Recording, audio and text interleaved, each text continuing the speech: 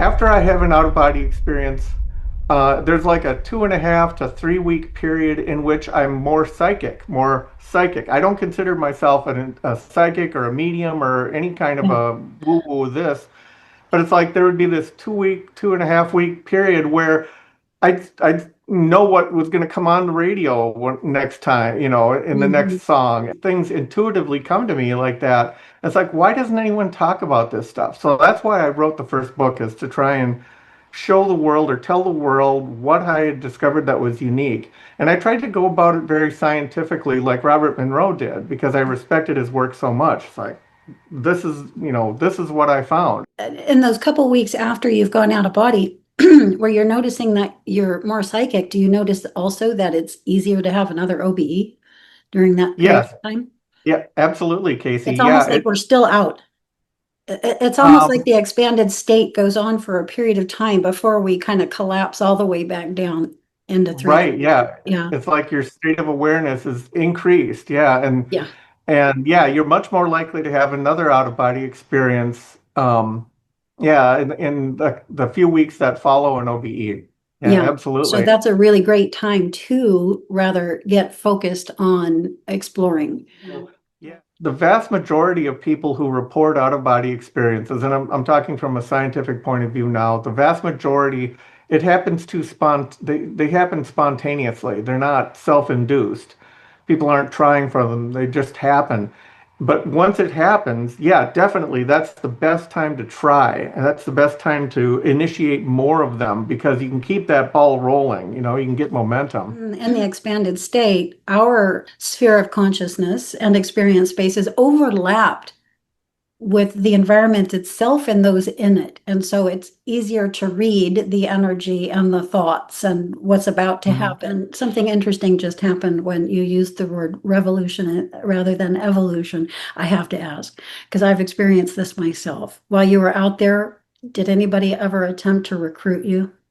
They're taking me somewhere. And the one light being says to the other, damn, he's conscious again. And the other one says, well, put him back under. This work is too important. We can't have his consciousness interfering. So then, boom, I'm out like a light. At some level of consciousness, we volunteered for this work, and they're using us. And they seem like they're very secretive, but also they feel very holy, like they're on some sacred mission.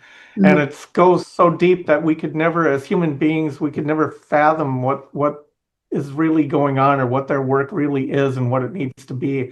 But there's this sense of sacred purpose to what they do.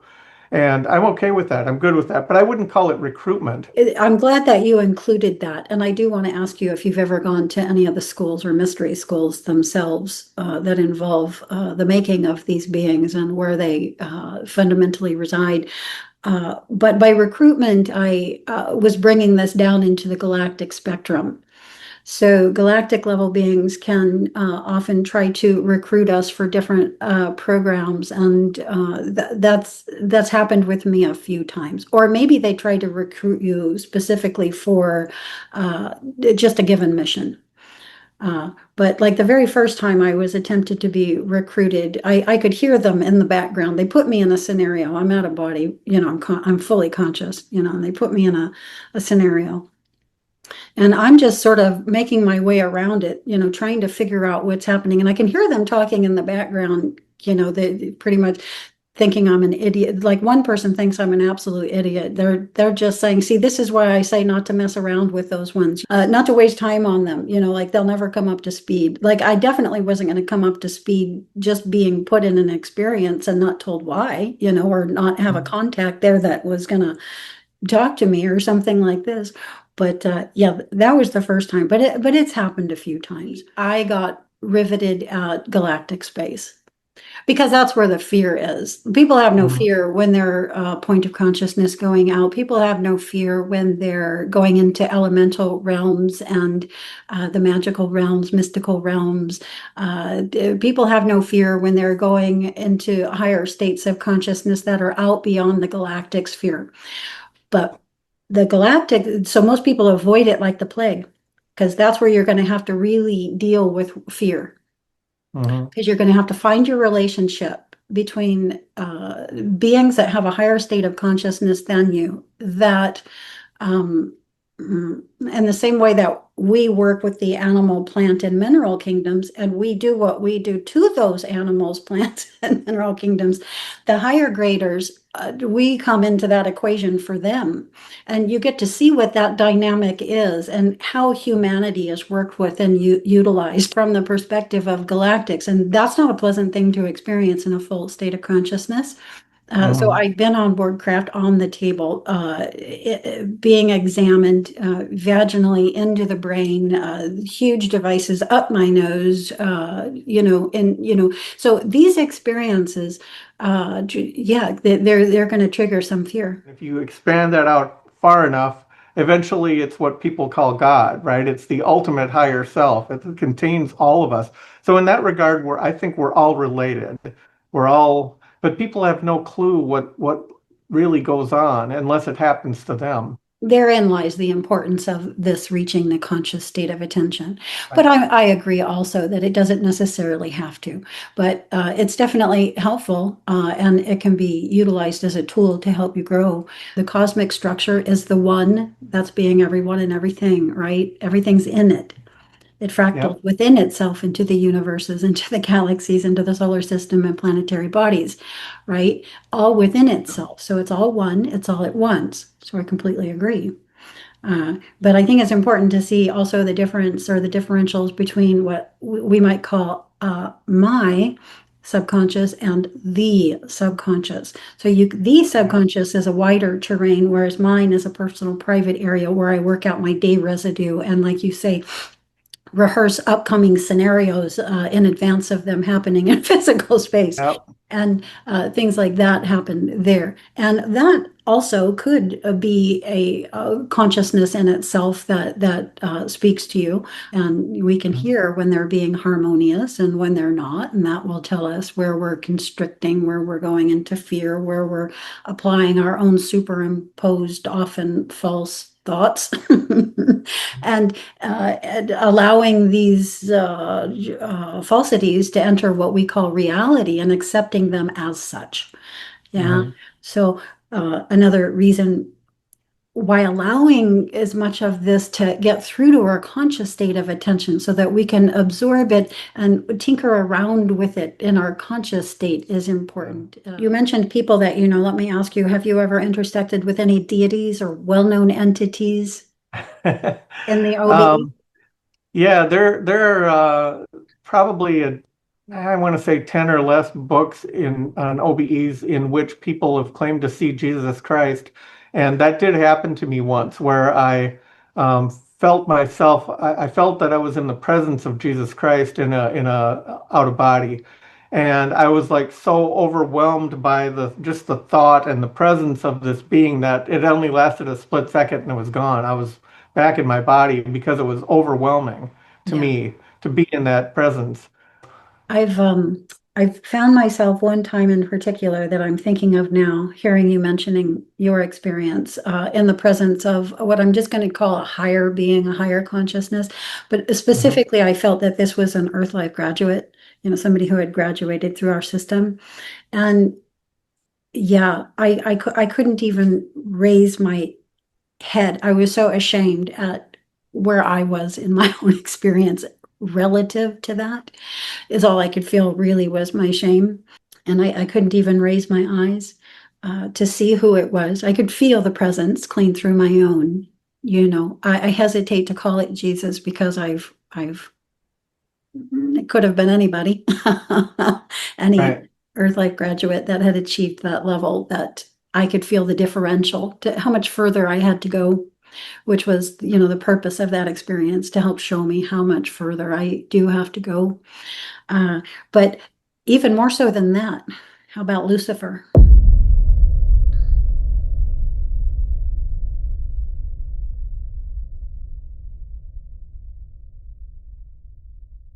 All of that.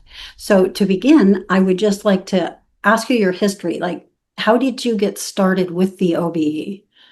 Okay, so I go back to 1979 and I was just I had just graduated from high school, believe it or not. So I was 18 years old and I was just entering college. And I was on summer break. My dad had a birthday in July. He's now since long passed. Mm. But my dad had a birthday in July. And my brother Joe, who's a scholar of the occult and all kinds of medieval studies and that, he gave my dad a copy of Robert Monroe's book, Journeys Out of the Body. And that book and Robert Monroe in general has started many a traveler on their journey, a spiritual traveler. And it was at that point that my life kind of took a right turn. I was going this way, and boom, suddenly I'm going that way. And it's like, so I asked my dad if I could borrow it when he was done reading it, and I did that later in the summer. And what I liked so much about Robert Monroe is that he didn't try to embellish and read into all kinds of occult or whatever. He didn't try to embellish it all. He just mainly reported what he experienced out there. He was having these weird experiences. He'd travel out of body. He'd fly above the rooftops and he'd see things, and he couldn't explain them. He thought at first that he was going crazy, and so he was a very high paid professional in the radio business, and he knew friends in high places. So he saw a one of his good friends was a like a professional psychiatrist or something like that, and he said, am I going crazy or what are the symptoms? And he said, no, you're not going crazy. Okay, well, he saw a medical doctor. Is there something medically wrong with me that I'm starting to have these out of body experiences? And the medical doctor did a bunch of checks and no, you're perfectly fine. Because it was after Monroe had retired from the radio business. Mm.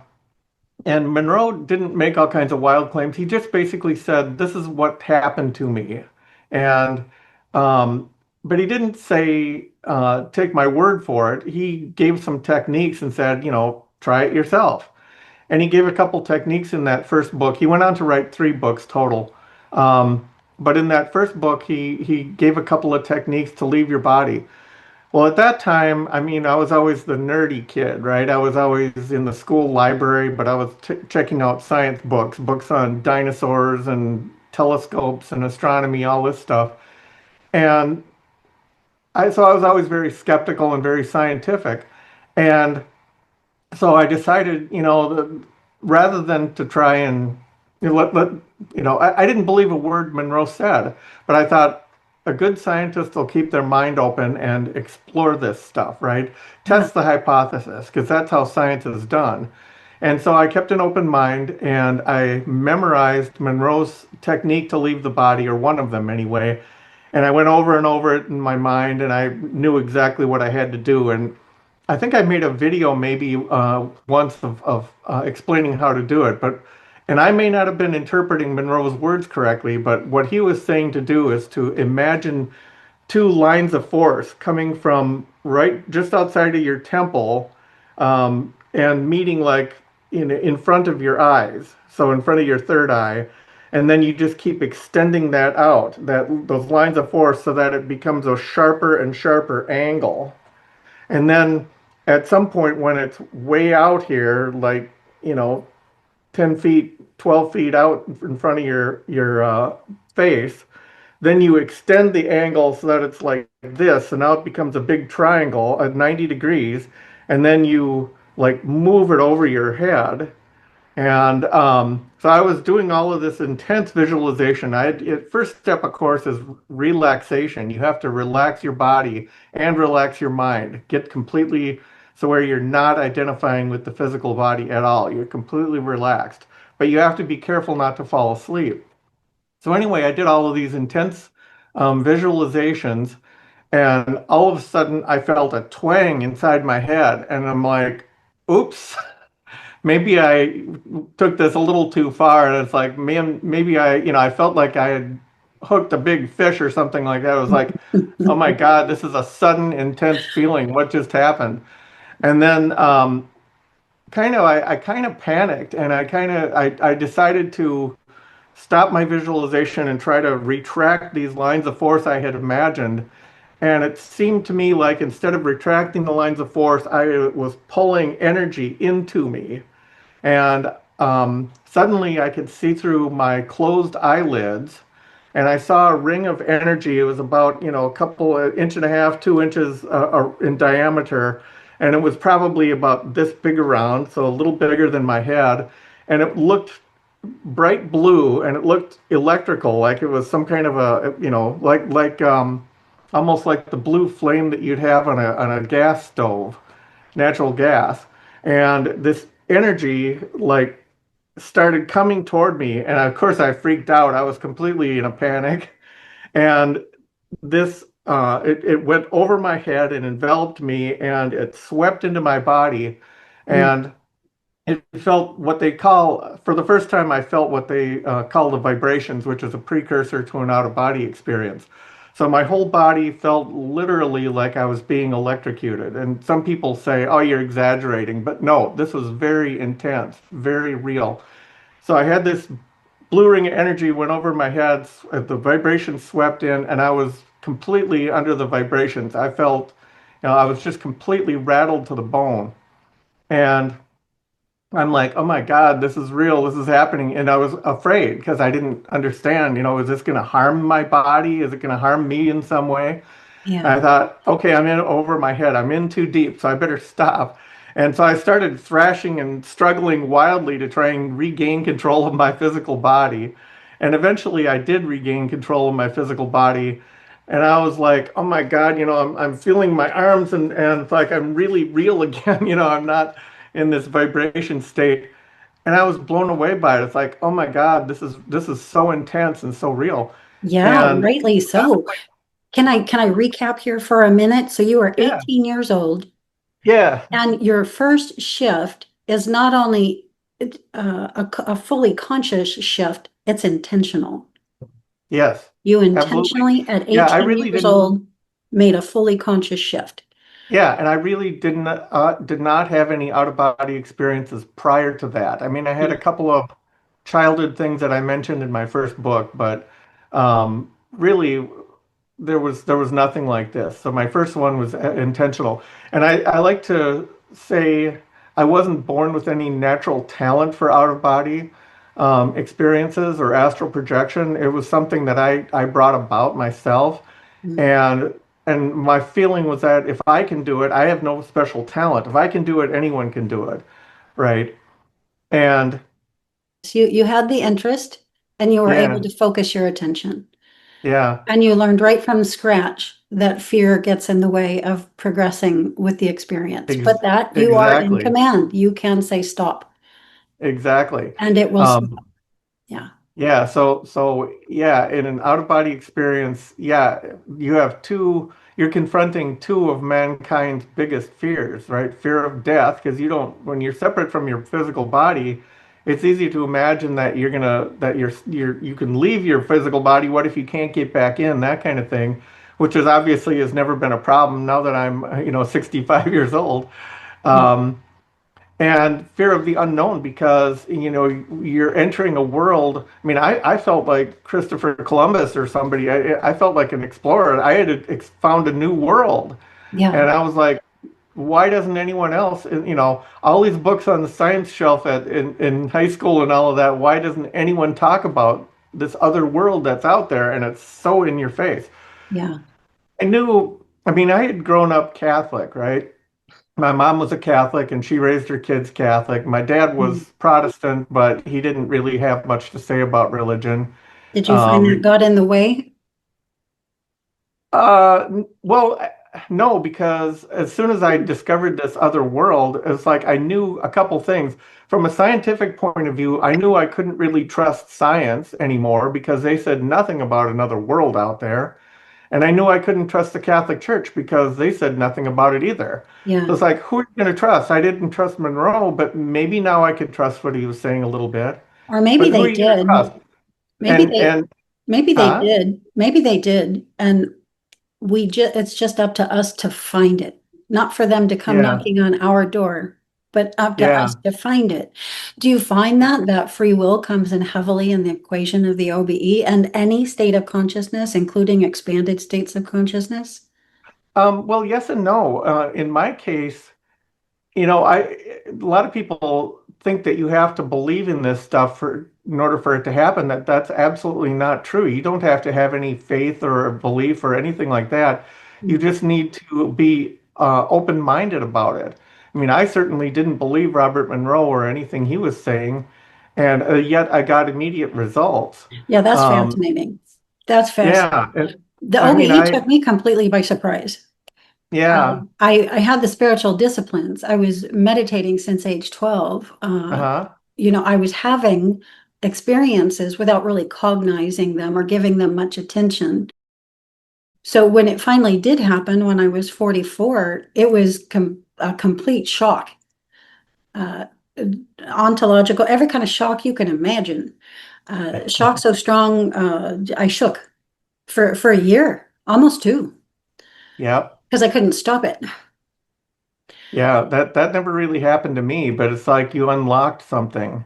Um, Yeah, the spiritual disciplines got me to the point where my right. own higher fractal consciousness merged with me. It literally Yeah. enveloped me for 4 years, and for 4 years straight between 2009 and 2013, 2014. It was a daily, nightly thing along with the Kundalini. So it wasn't something I could even stop and something I wasn't even knowingly Hmm. bringing to myself.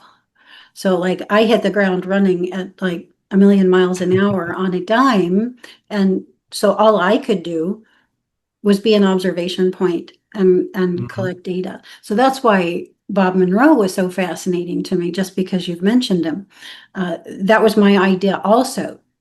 Just Hmm. go out there, observe purely, as neutrally as possible, get back here Hmm. with the data and log it. That was it. Yep. That was it for 4 years. And now it's a unpacking, and I'm seeing what all was in there. But during those 4 years, there wasn't enough space or time between the experiences for me to process them more fully. All of the data, all of the little details that were in there. So now I can't even imagine I'll complete it in this lifetime. But with you, you Yeah, started at 18. You're 65 now. We're roughly the same age. Uh, yep. but for me, it didn't start until I was 44. So you had a huge leg on me. And Well, you yes went and into no. it intentionally. Yeah, I mean, and my thought was, I couldn't trust anyone Mm, because nobody talked about this stuff. And so I knew I had to explore it further. And so I tried Monroe's technique again, and it didn't have the same result.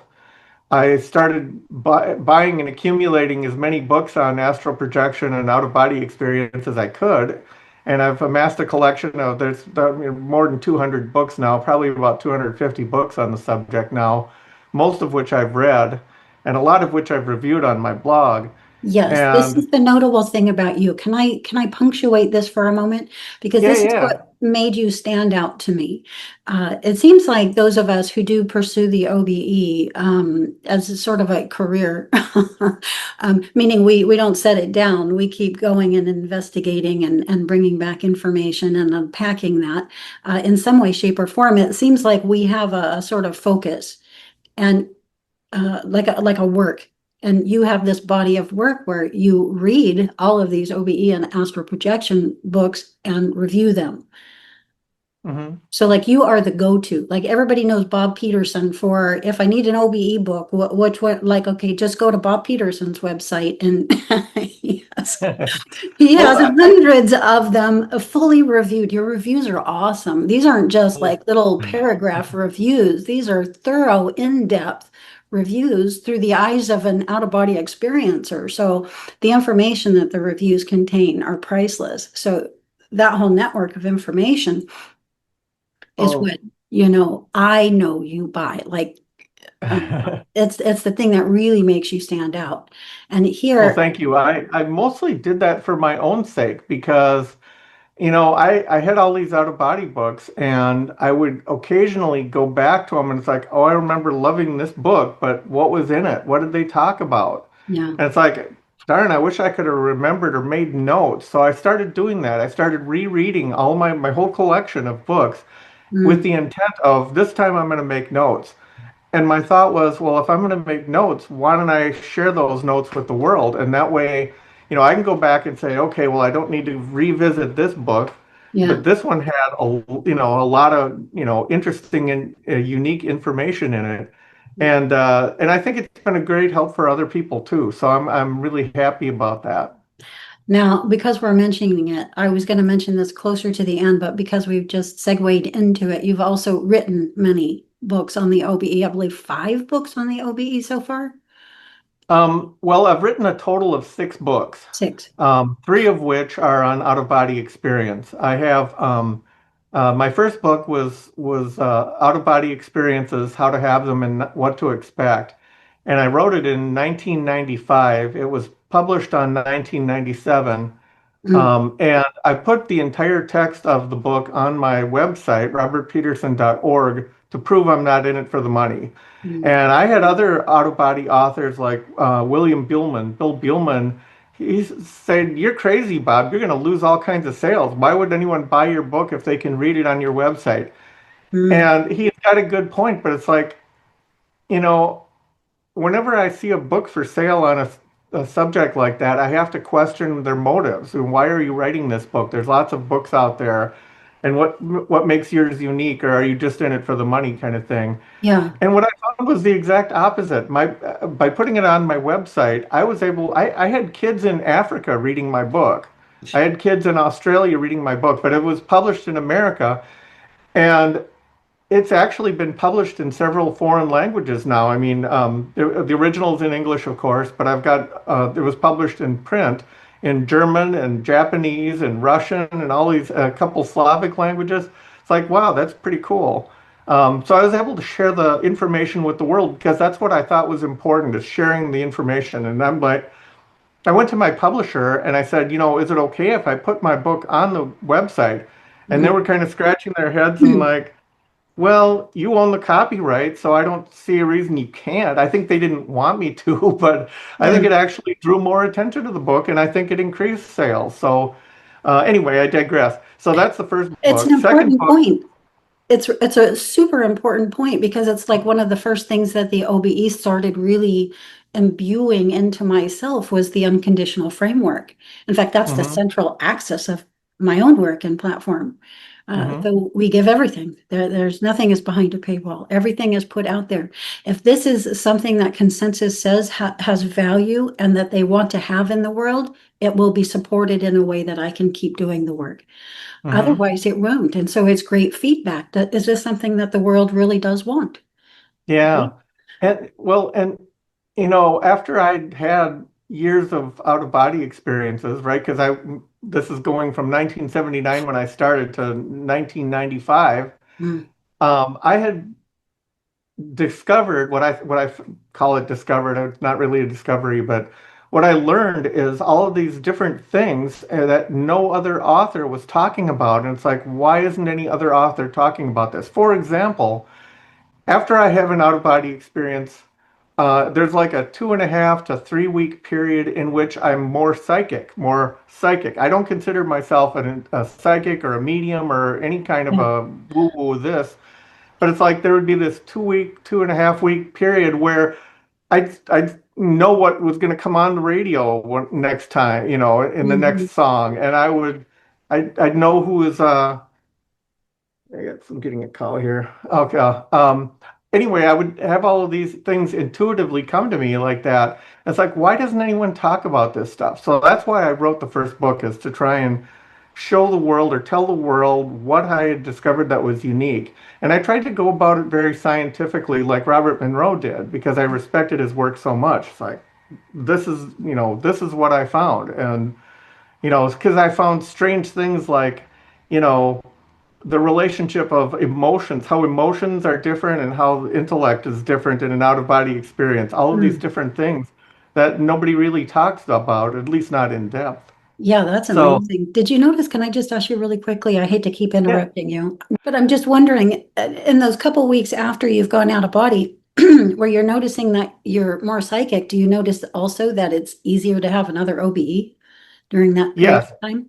yeah, absolutely, Casey. It's almost Yeah, like we're still out. It's almost like Um, the expanded state goes on for a period of time before we kind of collapse all the way back down into right, 3D. yeah. Yeah, It's like your state of awareness is increased, yeah, yeah, and yeah, you're much more likely to have another out of body experience. Yeah, in the few weeks that follow an OBE. Yeah, yeah. So absolutely. that's a really great time to rather get focused on exploring rather Yeah, and than a just lot set of it people, down. the vast majority of people who report out of body experiences, and I'm talking from a scientific point of view now, the vast majority, it happens to they happen spontaneously. They're not self-induced. People aren't trying for them, they just happen. But once it happens, yeah, definitely that's the best time to try. And that's the best time to initiate more of them because you can keep that ball rolling, you can get momentum.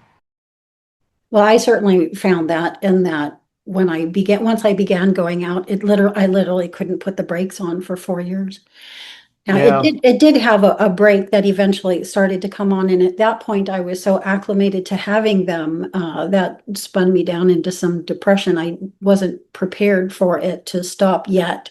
There, Mhm. I understand why it had to, but that did take me into a period of depression for a year afterwards when they weren't happening on their own on that nightly or daily basis.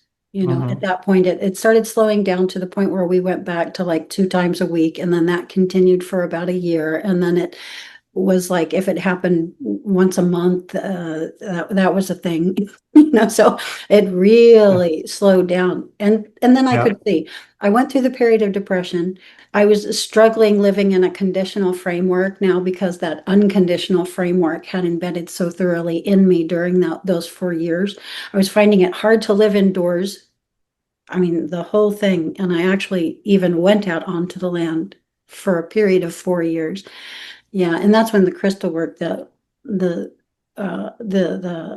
spiritual skill that got ignited in me during those 4 years out of body, that's when that came to my attention. Mhm. So let me ask you this. So you have the reviews. You were doing the reviews mostly for yourself, but then you thought, well, I should be sharing these. Mhm. And then you write a book and then you put it online and give it away for free at the same time that you're also selling it, which means, through my eyes, the unconditional framework was embedding within you through this whole process as well. One of the things that I learned was we're the very first recipient of what we give Yep. because That's it's the that's a giving very energy that flowing through us first. We're the very first recipient of it flowing through. So that whole framework there's no lack in it because you're receiving it as it's flowing through you to others. yep, that's Again, a we great way. ourselves are the very first recipient. And then so when we get into that, we begin to see how that framework works. And if we can ground it here, which it seems to me that's what you're doing through a lot of these work with the reviews and the books, and even the fact that let me ask, do you continue to go out? My the thing is I've never really had any natural talent for it. So what I found is that, you know, I really have to work hard to have an out of body experience, and that's always been the case. I Mhm. do, I mean, I can spend weeks doing affirmations and doing exercises and meditating and all this stuff, and I work and I work and I work at it, and Yeah. it doesn't come easy for me. Let's put it that way. And it's easy when you read a book to think, man, this is easy or whatever, but it's not. It really, for me, some people it comes naturally, but for me, it's always been just a struggle, and I need to dedicate a lot of time to it. Mhm. And ever since I got married, I've been married to Kathy like 34 years now, and my wife, Mhm. and it takes a lot of time and effort to be in a marriage and relationship like that. And I mean, when I was younger, before I got married, I could lie around in bed all day and work on out of body stuff. And now it's like I can't really do that as much anymore. But Yeah, what life that, gets and I think there's a purpose to all these things, right? I think there's a reason I wasn't born with this talent. And I think it's because that's driven me to try and figure out what works and what doesn't, right? Because I Mhm. mean, a lot of people say, oh, you know, they began having out of body at the age of 4 and whatever, and then they, you know, try to explain what they do. But it's for me, it's different because I've had to work at it so hard, and it's like, okay, I've studied my own diet. I've studied, you know, what am I drinking? How much sugar am I intaking? And, you know, am I eating meat? And all of these things, and what pills am I taking? And all of this stuff. Mhm. Because my doctor describes, you know, or prescribes, you know, different medications for different things. And so anyway, it's been a struggle. So I don't have as many out of body experiences as I used to when I was younger. There's a I reason. never Yeah. got. I just want to say, out of the hundreds of people that I speak with, out of body experiencers, I know approximately zero who this comes naturally to. Mhm. Well, I've known a lot of astral projectors, and Even um, yeah, very few of them come about it the same way as I have. I mean, none of them seem to struggle, or at least maybe they do struggle, but they don't let on in their books and in their messages and all of that. Um, That's exactly what it is. And this is my next question. Because with me, well, like one of the main focuses of the way that I had my experiences was the fully conscious shift. So I was able to experience something called synchronous states, which I experienced when I would shift in wave form rather than particle form. And when you're in wave form, uh, you're nowhere in particular. At the same time that you're nowhere in particular, you can be in many places all at once. It's a fascinating thing to experience. Uh, hmm, but because I could take myself into the shift, like sequentially further into the shift itself to make mhm. observation of the shift itself rather than external environments, the shift itself, I can hear when other people are talking, whether they're including a conscious shift in their definition of an out of body experience. So Mhm.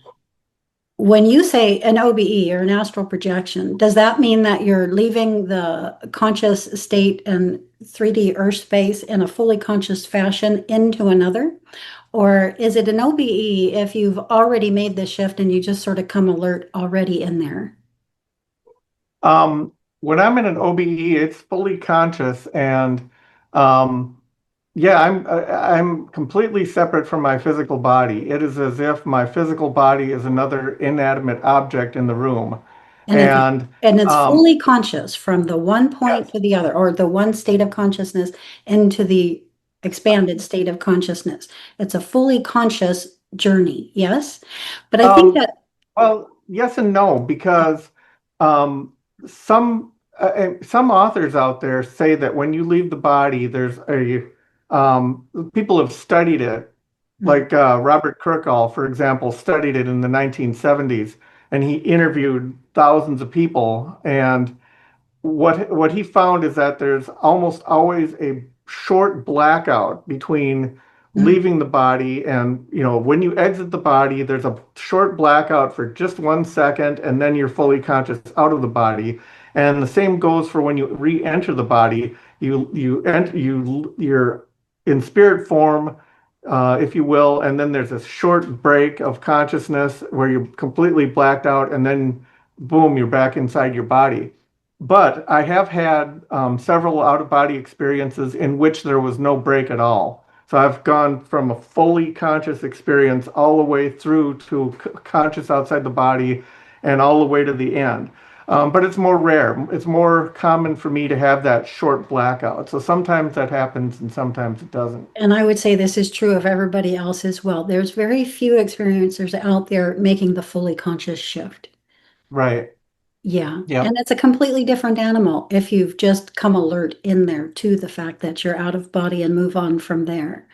Yep. Those experiences happen, on their own quite regularly, just because having experienced the OBE and it in its full state and the fully conscious shift into the expanded state, when we're in the dream fields, we're more likely to come alert in there to the fact that we're quote out of body. We're not where our 3D physical body is, right? And then Right. we can take the experience from there. Now, whether we get back with that data or not is up Right. is up for dibs. It's the fully conscious shift in that vibrational state that sort of records the whole thing in body almost. I would say definitely in body. Uh, and that helps you bring that data all the way back into 3D physical space. It's literally embedded. I had this little technique. I'm going to ask you if you ever did anything like this. When I was going out of body and I was out there, say I went out there and I found myself in a reality system for 3 months, and I'm shifting from there, and I'm like, oh, you can feel the pull back into physical space. I knew there was a lot of data. I knew that it wasn't going to fit on this end of the spectrum. And so I would stop short at the etheric, and I would get a piece of paper and a pencil and I would write down as many keywords as I could. Just like school, Mhm. period. If there was a person's name, period. And a whole bunch of things, whatever like the main content of it was. And Yep. that data would always stay with me. The ones I embedded in the etheric, those words, and then I could break Hmm. them open here and I could fully even re-enter the experience and see what was going on in there. Uh, Yep. so like, do you have any techniques like that? Did you ever go out for a long period of time before coming back? In other words, have you ever experienced time dilation like that? Well, I had a childhood experience. I wrote about it in my first book, and I had this experience where um, it's kind of funny. I had a small group of friends. I had Frank and Eric were my two best friends, Mhm. and we always like to watch the wrestling shows on Saturdays, and we always used to wrestle ourselves. And one day we were thinking about the sleeper hold and all of this stuff from wrestling, and it's like, well, I wonder what it's like to be knocked out. And so we decided that one of us should do this as an experiment. So I volunteered. Eric was too scrawny. He was a small kid and he was pretty scrawny and he was afraid. He didn't want to do it. And Frank was much bigger than I was, so he was more brawny. And I didn't think there was any way for me to knock him out, maybe with the sleeper hold, but so our best bet is what we decided to do as an experiment is he grabbed me around the waist, around the chest, and he gave me a bear hug, and he squeezed me so hard with a bear hug that I couldn't breathe. And he just kept squeezing until I completely blacked out. Um, and what I experienced is it seemed like the physical world that we're in completely dissolved and went away. And it was like this bad dream that I had been having for a few years, for my 14 years or however young I was at the time. It's like that whole earth life just was a bad dream and I woke up from it. And at that point, it seemed like I resumed my normal life in this other world. And it seemed like I was in that world for like hundreds of years. I'm talking, 200 years, something like that, and going about daily life and this fantastic world, which I don't remember a whole lot of. And then one day it seems like I was walking to a grocery store, something like that. And all of a sudden I just completely felt a dizzying disorientation and blacked out, probably in the middle of a parking lot or something. And when I opened up my eyes, I saw trees above me and the faces of Frank and Eric looking down on me. I had no clue, this is something from my distant, distant past. It had happened hundreds of years ago. Who are these kids looking down at me? And slowly my earth memory returned. It's like, oh yeah, I kind of remember I had a dream and I was awake for a while, but now I must be back in the dream. And so anyway, yeah, that experience there. And yeah, I couldn't remember much of what went on. But I've always studied these things from a scientific point of view. And one of the interesting things about memory, you were talking about memory and how you remember long experiences. I think my longest real out of body experience that I've had, aside from the childhood experiences, it was about 3 hours, 3.5 maybe. And there wasn't really a time shift or dilation there. Normally it feels like time passes, the same speed for me. I don't know why that is, but what scientists have found, of course, there's this old adage of when you get old, you walk from the living room to the kitchen and then you ask yourself, well, why did I come in here, right? You can't remember. And what scientists have studied that, and what they've found is that your brain has this automatic switch that compartmentalizes everything, right? So you have a living room compartment and you have a kitchen compartment, and when you walk from one to the other, it kind of leaves everything behind in the living room compartment and opens up a new one so you don't carry over that information from living room to kitchen. And this is something that scientists have studied, right? Well, it's the exact same thing with astral projection and out of body experiences. We Hmm. are so accustomed and programmed to ignore or not pay any attention to our dream state or any state besides our conscious state that we're used to not carrying that information across that boundary. That boundary is bigger than the doorway from your kitchen to your living room. So your mind automatically flushes down the toilet the stuff that you did over there in the astral world, Hmm. and you come back to this world, it's like, what was I doing over there? But so what we have to do is we have to train ourselves to carry those memories forward through that boundary, that barrier. And it's the same way that you do it, you have to have intention, and it helps to write down your dreams, for example, because in dreams, you're teaching yourself to keep a journal, right? Keep a dream journal. Because by keeping a dream journal, you're programming your subconscious to retain memories across that boundary between waking Yes, and sleeping. yes, yes, yes, yes. It's our biggest tool, right? You know, Right. my life has been the reverse of what you have just said. So for me, it was very hard to let go of the dream field. And when I woke up here each morning, I would get up out of the bed at the same time I was still in the dream field. I was just in doing what I was doing there. So that synchronous states thing has been a part of my whole life. And Hmm. I would bring back my entire dream state. I can't say entire because, as you know, we go out to many places and can live perceptually hundreds of years and even just Yeah. one of them. So I don't want to say my full dream state, but I can see what I'm dreaming at any time Mhm. until I'm about into my mid 20s. And then it starts to be less. And I start to want to write it down. And as soon as I start to write it down, I can't bring anything forward. Hmm. So it's like I was trained, don't write it down. And I think that was because they were, my own inner being was trying to get me to that 44th year where that Hmm. awakening was going to happen in a very clear fashion. And Hmm. if I would have started writing it down prior, I would have broken with that timeline of it Hmm. happening when I was 44. And Yeah. if it would have happened at any time prior to that, I would not have been fit for it. Not in the way that I was when I was 44, especially Yeah. not in my 20s.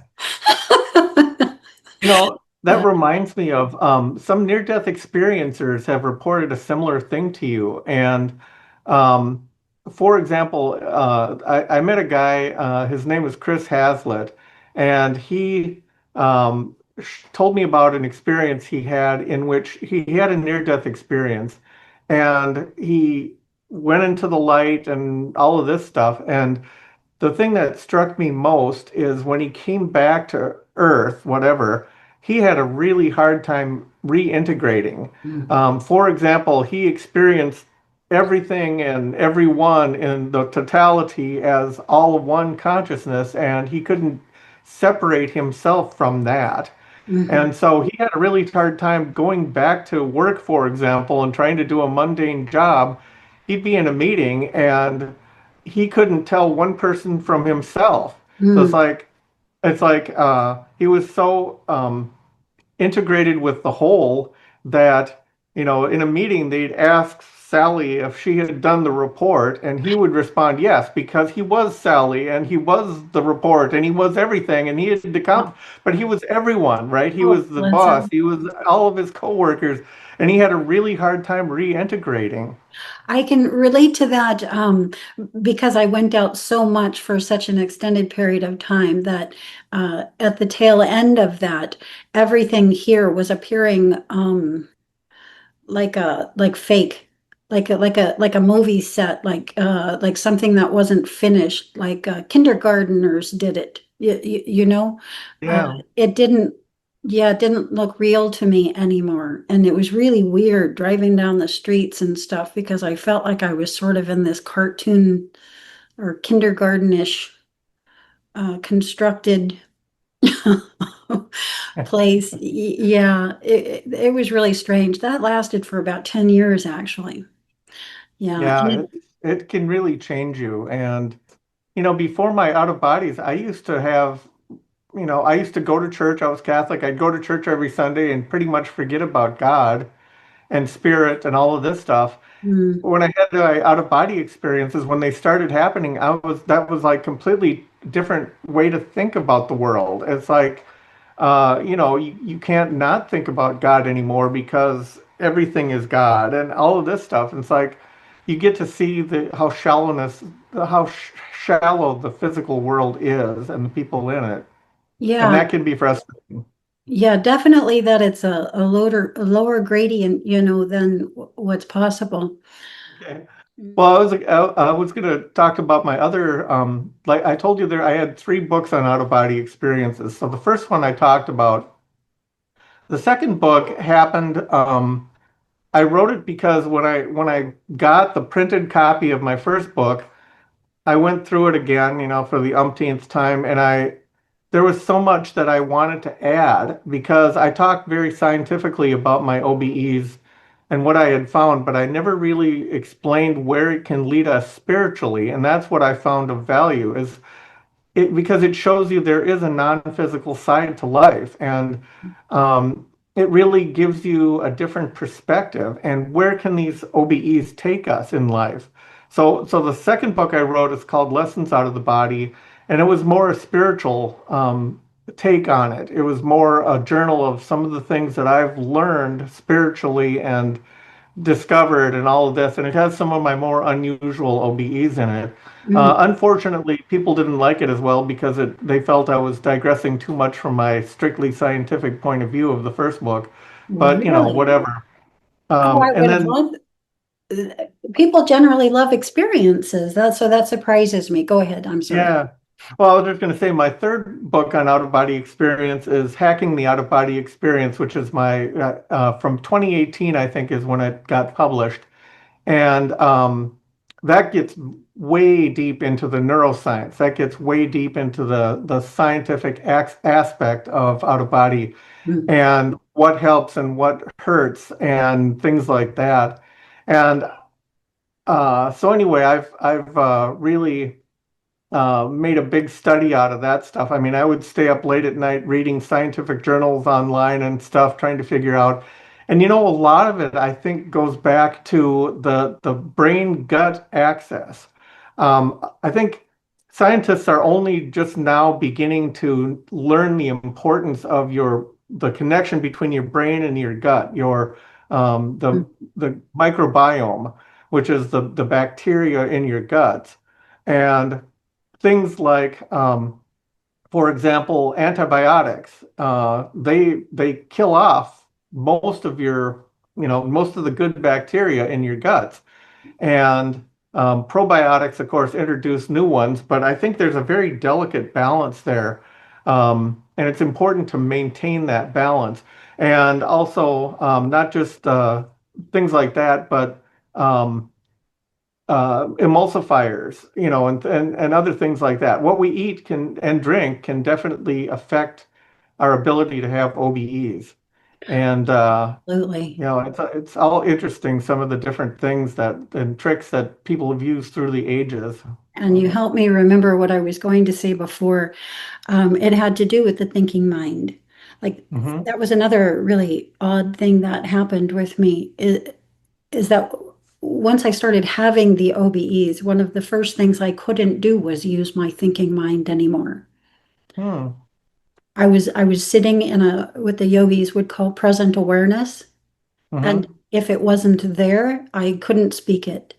And that's what my own inner being wanted me to do by starting the video logs, was just sit Mm-hmm. in front of the camera and just say what was there, you know?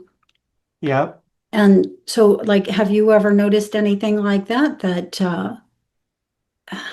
It's almost like being Yeah. stunned. It's almost like being stunned, Yeah. but in Well, a good way. it's interesting. It's interesting that you say that, but it's mostly, I mean, I've had, I just, in one of my books, I forget which one, I describe an experience in which, I think it was the first book, there's this strange thing between analytical brain and emotional brain, and like left brain, right brain. Mhm. And so I had this very interesting OBE once where I left my body and I found myself in my bedroom. And I was about to go on an adventure, whatever. I was thinking about, oh, I'm going to go out this window. But near this window in my bedroom, I saw this strange head shaped white thing. It was a head shaped white blob, and it looked like it had hair coming out of it, green hair. And it was like, this is the strangest thing. I got to find out what this thing is. It's like, what is it, right? And so I thought, well, maybe I'm just not seeing it, processing it correctly, you know. So Yeah. I was decided to do some experiments. I started doing math problems in my head. So picture it, I'm out of my body, right? My body is over in the bed and it's about 10 feet from me.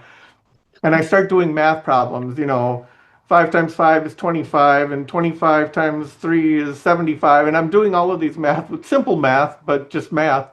And what I was doing is engaging the left side of my brain. So I'm trying to engage my analytical mind. And as I did that, this white blob with the strange hair coming out of it came into crystal clear focus. Mm. And as I engaged my logical brain, I could clearly see that this was a plant in a white vase. It was one of my aloe plants, and I had aloes, green aloes, sticking up like hair out of this vase. It's like, okay, that's I know what that is. That's my aloe plant. That's normal.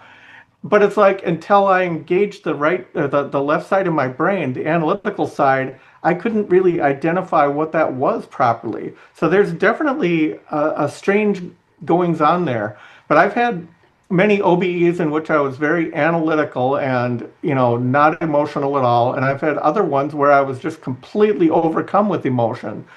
So, but it seems like it's almost a split brain kind of thing going on there. And I don't Mhm. understand it quite yet. And you've done specifically, you've done a lot of work in what I call the etheric frequency bandwidth. When you go out of body and you're right there in the duplicative Yeah. room. Yeah.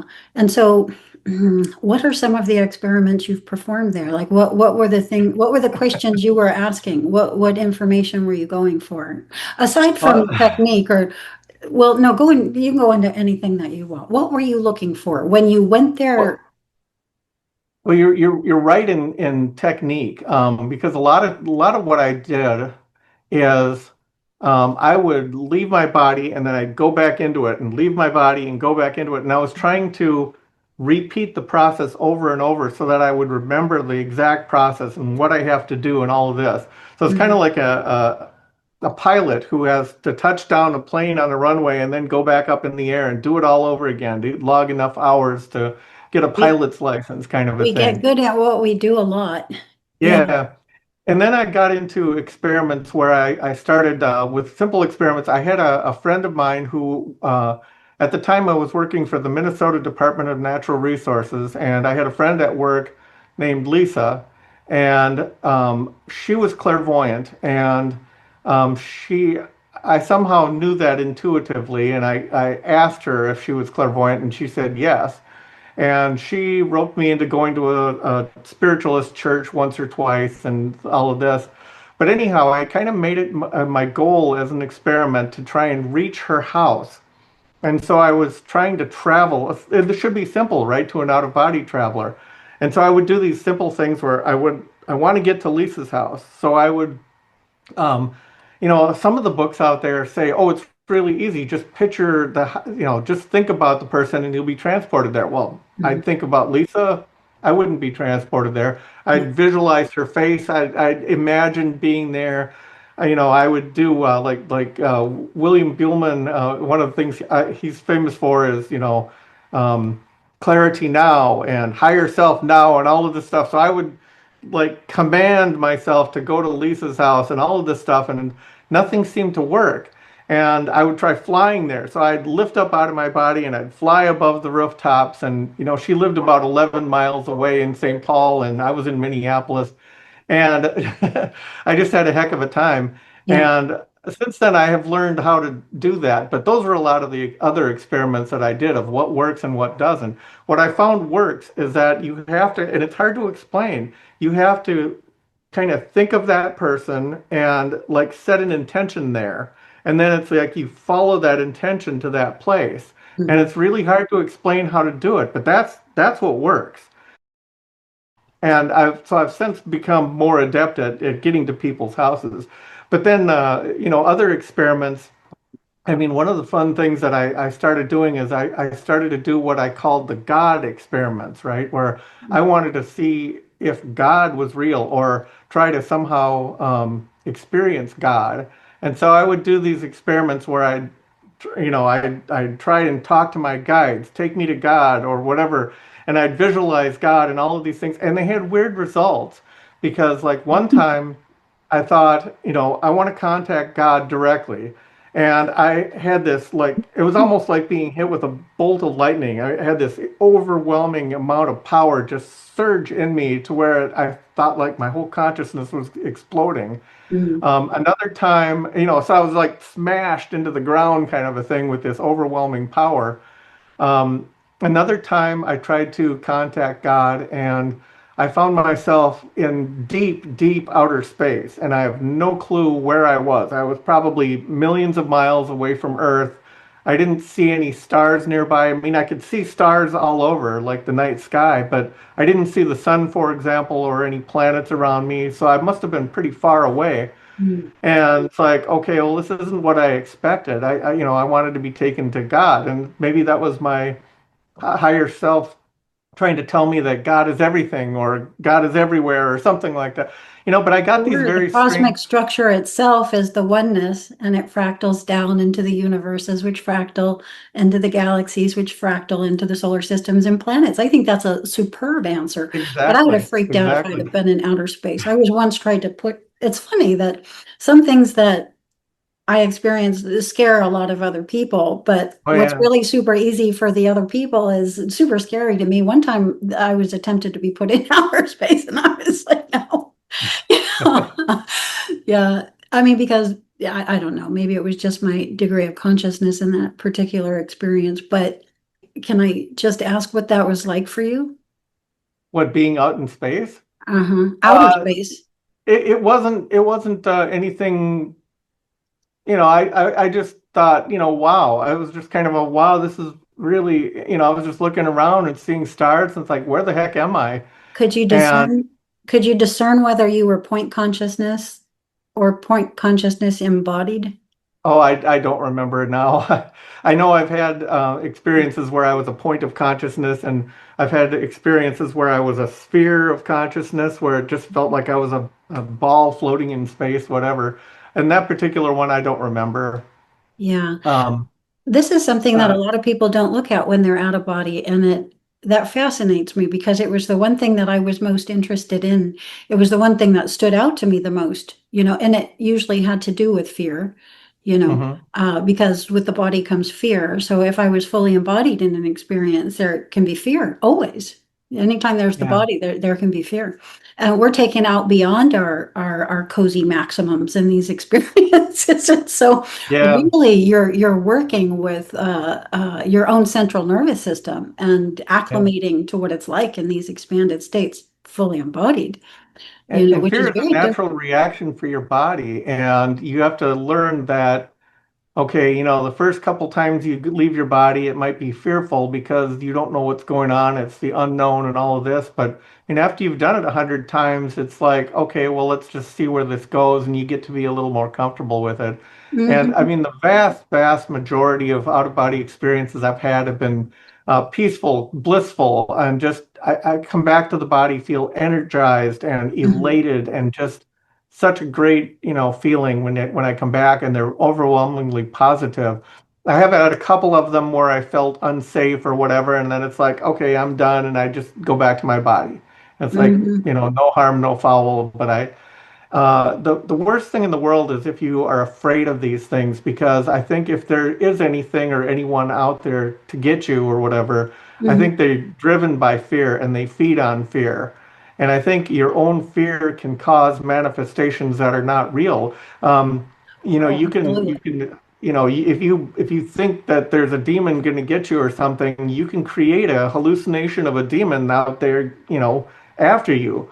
And these things Yes. can seem very realistic, but I want to I've give had, some examples. huh?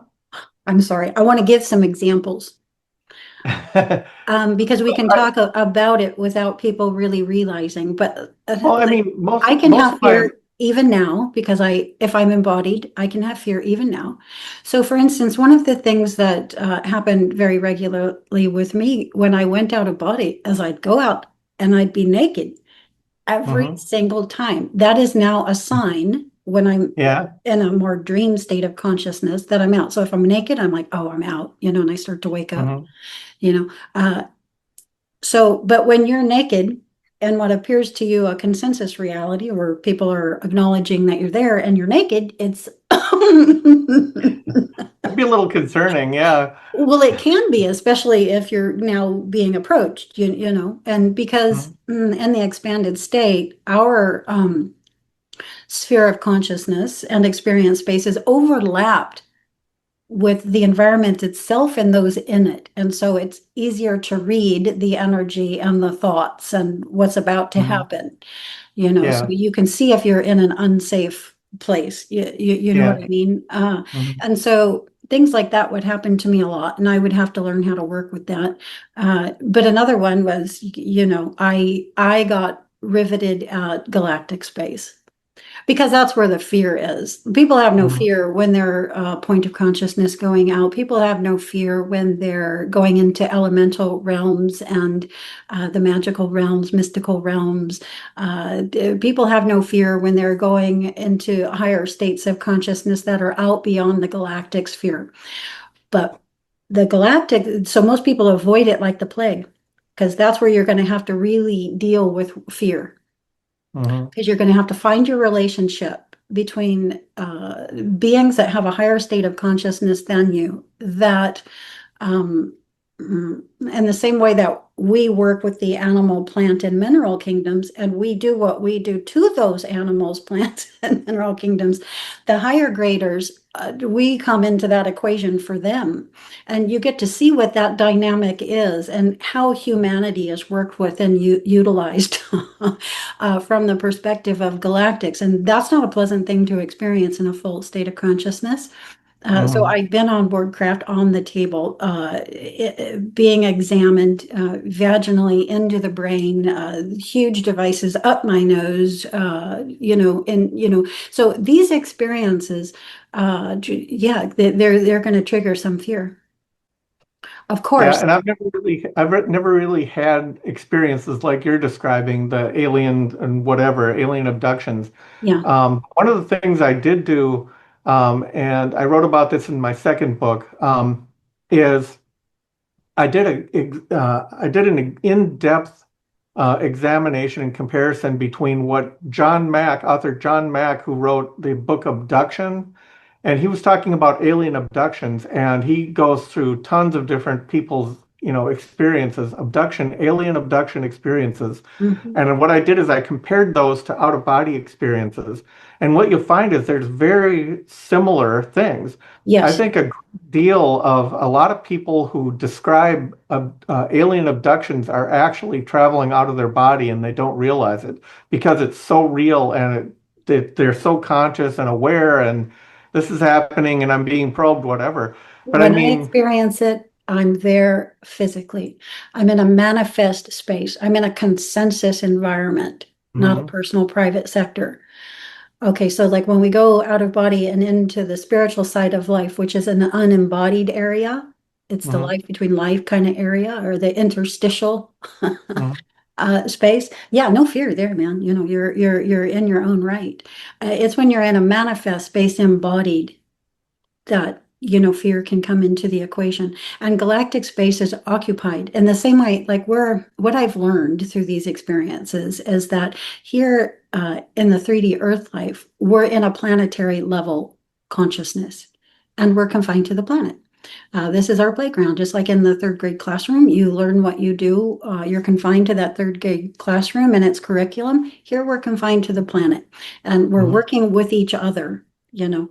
Uh, but once we're galactic, once you graduate into galactic level consciousness, which is something I feel like we're trying to do while awake and aware and in the body here, so uh, then you're no longer confined to your planetary body. You have Mhm. minimally this galaxy uh, to traverse. And then as you graduate through 45D 60, that can expand to galaxies, meaning you can occupy more of the universe than a single galaxy. But and this is why I would let myself go through what I went through in these experiences to get that data. Mhm. So I wanted to get the data about the graduation of consciousness, how it takes place, what it is, you know, the details as I would perceive them through my own experiences, Mhm. all of this. And so that was worth it to me. And Yeah, when we go out, we go out. When we go out of 3D Earth space, when we go out of body, we're going out of 3D Earth space. that's So right. we're going into an expanded state of consciousness. And yes, I believe all sightings and ET contact that seems to be happening in 3D Earth space is happening in what we would call the etheric frequency bandwidth. Yes, in the slightly expanded state into that bleed over area between planetary and galactic level consciousness. And most people will just Mhm. stay to it. They'll just stay to their room or their neighborhood. Or minimally the planet, and they won't let anything that isn't in their 3D space into their awareness. It'll just Mhm. be on the outskirts. It'll be there. Yeah, ETs are there, but it won't come into the person's awareness who isn't ready for that to come in, or who just isn't meant to have that information here in this incarnation. yeah. With me, it seemed there was this the very first experience I had. There was a sentence. This is how it all started. Loud, male, booming voice. Do not let this happen without the physical body system. It was like somebody was on a megaphone speaking through every cell in my being, on every level of my being. I investigate this still. What was that about? Why do what without don't like you can do this without including the body? What would you know, I was trying to figure it all out. And Mhm. in the end learned that it was about, you know, a graduation of consciousness. So Mhm. a lot of souls that come here into 3D Earth space are in a lifetime in which they'll also come back into many more before the graduation from planetary to galactic. However, Yeah. it seems like I'm in a body here in this one in which a graduation from planetary to galactic can take place. And Mhm. so that's what's happening through the OBE and why it happened with me in the way it did now. Mhm. Why do you think it began happening with you? Like when you read that book when you were 18, what is it that interested you that like wouldn't have interested anybody else? And especially who didn't even believe what was being said. Well, like I said, I thought I had stumbled upon a new world and I wanted to explore it further. I mean, I had to for my own sanity. But before you did Um, that, when you had just read the book and before you had the first experience, what was it? What was it that um, made you, Curiosity, yeah, scientific curiosity. See, I've only got two what I call heroes in life, and right now they've both passed on. One of my heroes is Leonardo da Vinci, and he was a bridge between science and the spiritual, and he was left brain and right brain. I mean, he was a very unique, forward-thinking guy, and he made amazing inventions as well as being an artist and being able to channel that energy. The other was Dr. Charles Tart, who passed away in the last couple of years, and he did scientific experiments on Robert Monroe and other out-of-body experiencers in the lab. And I mhm, mean, both of these individuals, and they're not the only heroes, I should say, because there have been so many. I had the pleasure of meeting Dr. Janet Mitchell, who experimented with Ingo Swann and some of the famous psychics. Yeah. And I mean that she's an amazing woman. She did lab experiments on some of these super psychics. Um, but I think I was brought to this earth, not to see all this other stuff, because when I die, I'm going to see all this other stuff, but to make it more accessible for the people who are here in physicality, to try and merge that. In other words, my heroes have always been in that tenuous place between science and the spiritual. There's common ground there. There's no such thing as supernatural, because it's all natural, right? It's just that we don't understand what the laws are, what's actually happening here.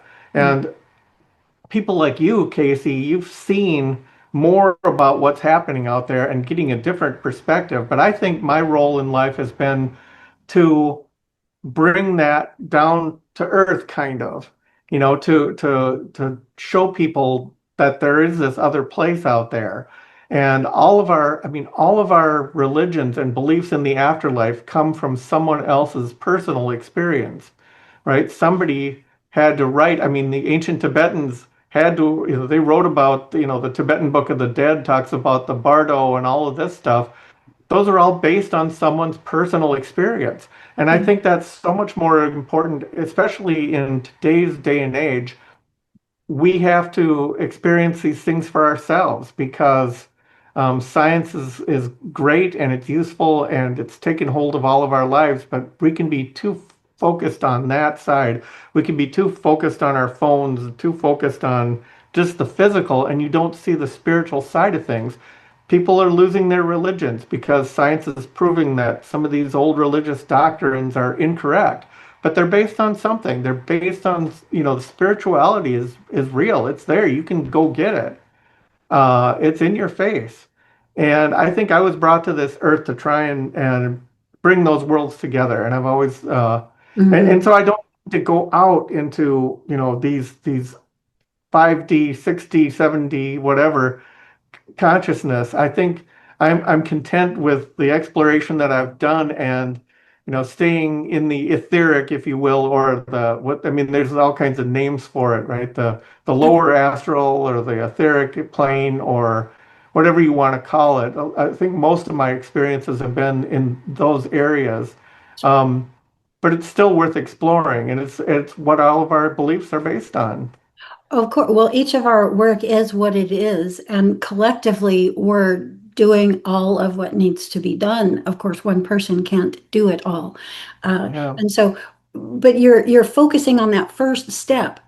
It's so yeah, important because when people can't expand out a lot, maybe they can just expand out you know, into what comes just outside of where they are right now. Maybe they can't go deep yeah. into the unknown, but maybe they can breathe in just a little bit further and let in a little bit more than what they know now, right? Well, And so well, you're plus working there's.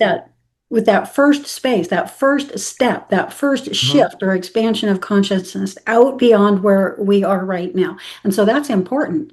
It's my favorite space as well. And I prefer to work with it in meditation, or what we would call the dream state. Yeah, and what Uh, most people don't Sitting right realize, on the threshold. There's a yeah, threshold right there between wake and sleep, or what we call right. wake and what we call sleep, right? uh, Hmm. and just writing that, towing that line, seeing if you can, hold your own right there on the line. That's my favorite thing to do. What people don't realize is that there are different levels of consciousness, right? I mean, Yeah. people know that there's the conscious self, and they think there's the subconscious and the higher self, maybe, if you've had more of these experiences. But what people don't realize is that it goes so much further. And what we're doing is, I mean, these embodied people that we are, I mean, we're like children, we're like apes in the forest trying to pick up leaves and stuff like that, compared to the reality of it. The reality of it is so much more. Um, and there are beings out there who actually use us as tools, at least the people who can leave their bodies and not necessarily conscious. Um, I think we are used to do healing and to do soul rescues, retrievals, or whatever, rehabilitation, spiritual rehabilitation, all these things that happen on the other side that Energy we have no transfers. idea, no awareness of this is going on. Mhm. And there are these beings, light beings that I've seen firsthand, light beings that take you out of body when you're unconscious and they bring you to places because our vibrations are so much lower and they use us to do things like healing and soul retrievals and things like that because we can reach some of these people and heal some of these people that they can't because they're on such a higher level. And this is all going on, and mostly we're unaware of it. And so the one of the goals is to become more aware of it, to expand your own conscious self, to be able to watch and experience some of these things that happen automatically when we're sleeping. Um, it's that's when your eyes really start to be open that okay, there's a lot more going on here that I really realize. Like most people don't realize that their lives are that they spend hours at night every night. They spend hours planning their own lives, their own futures. And this is the thing, when you start doing out of body, you start to see things like that consciously, right? You bring conscious awareness to these things. Like Yeah. you can watch yourself, okay, I'm rehearsing this scene over and over and over 15 times until I get it right. And Mm, then 2 weeks later, you're in that scene acting it out and you're acting it out exactly as you had planned it. So it's hmm. like you start to understand. I mean, you understand what's going on at a greater level. And that to me is amazing.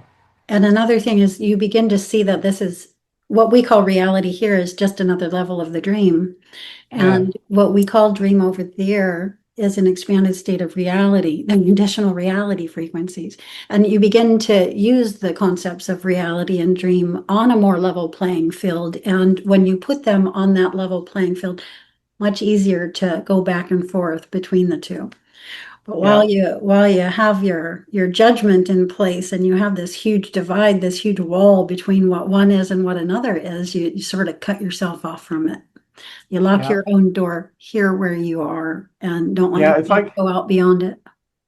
yeah, it's like right now, I mean, if you looked at any pedestrian in the street, they're focused on their phone, right? You see couples going out to dinner together and they're each looking at their phones. They're not engaging with one another. Yeah. But it's the same thing with consciousness, right? We are so focused on that conscious physical body and what it's doing. We need to learn to turn our attention to a greater reality that's out there. It's the same thing with the physical body. We're Yeah. so focused on that physical body, it's amazing once you get away from that and turn your focus away from that, what you actually find is out there.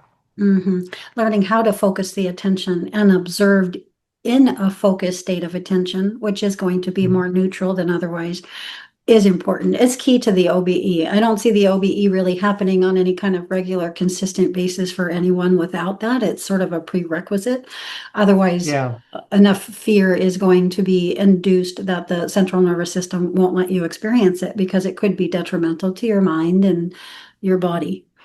Yeah. yeah. Fear is definitely a showstopper. Things like schizophrenia and an inability to cope without pharmaceutical drugs and even stress to the degree that starts to bring down your physical body.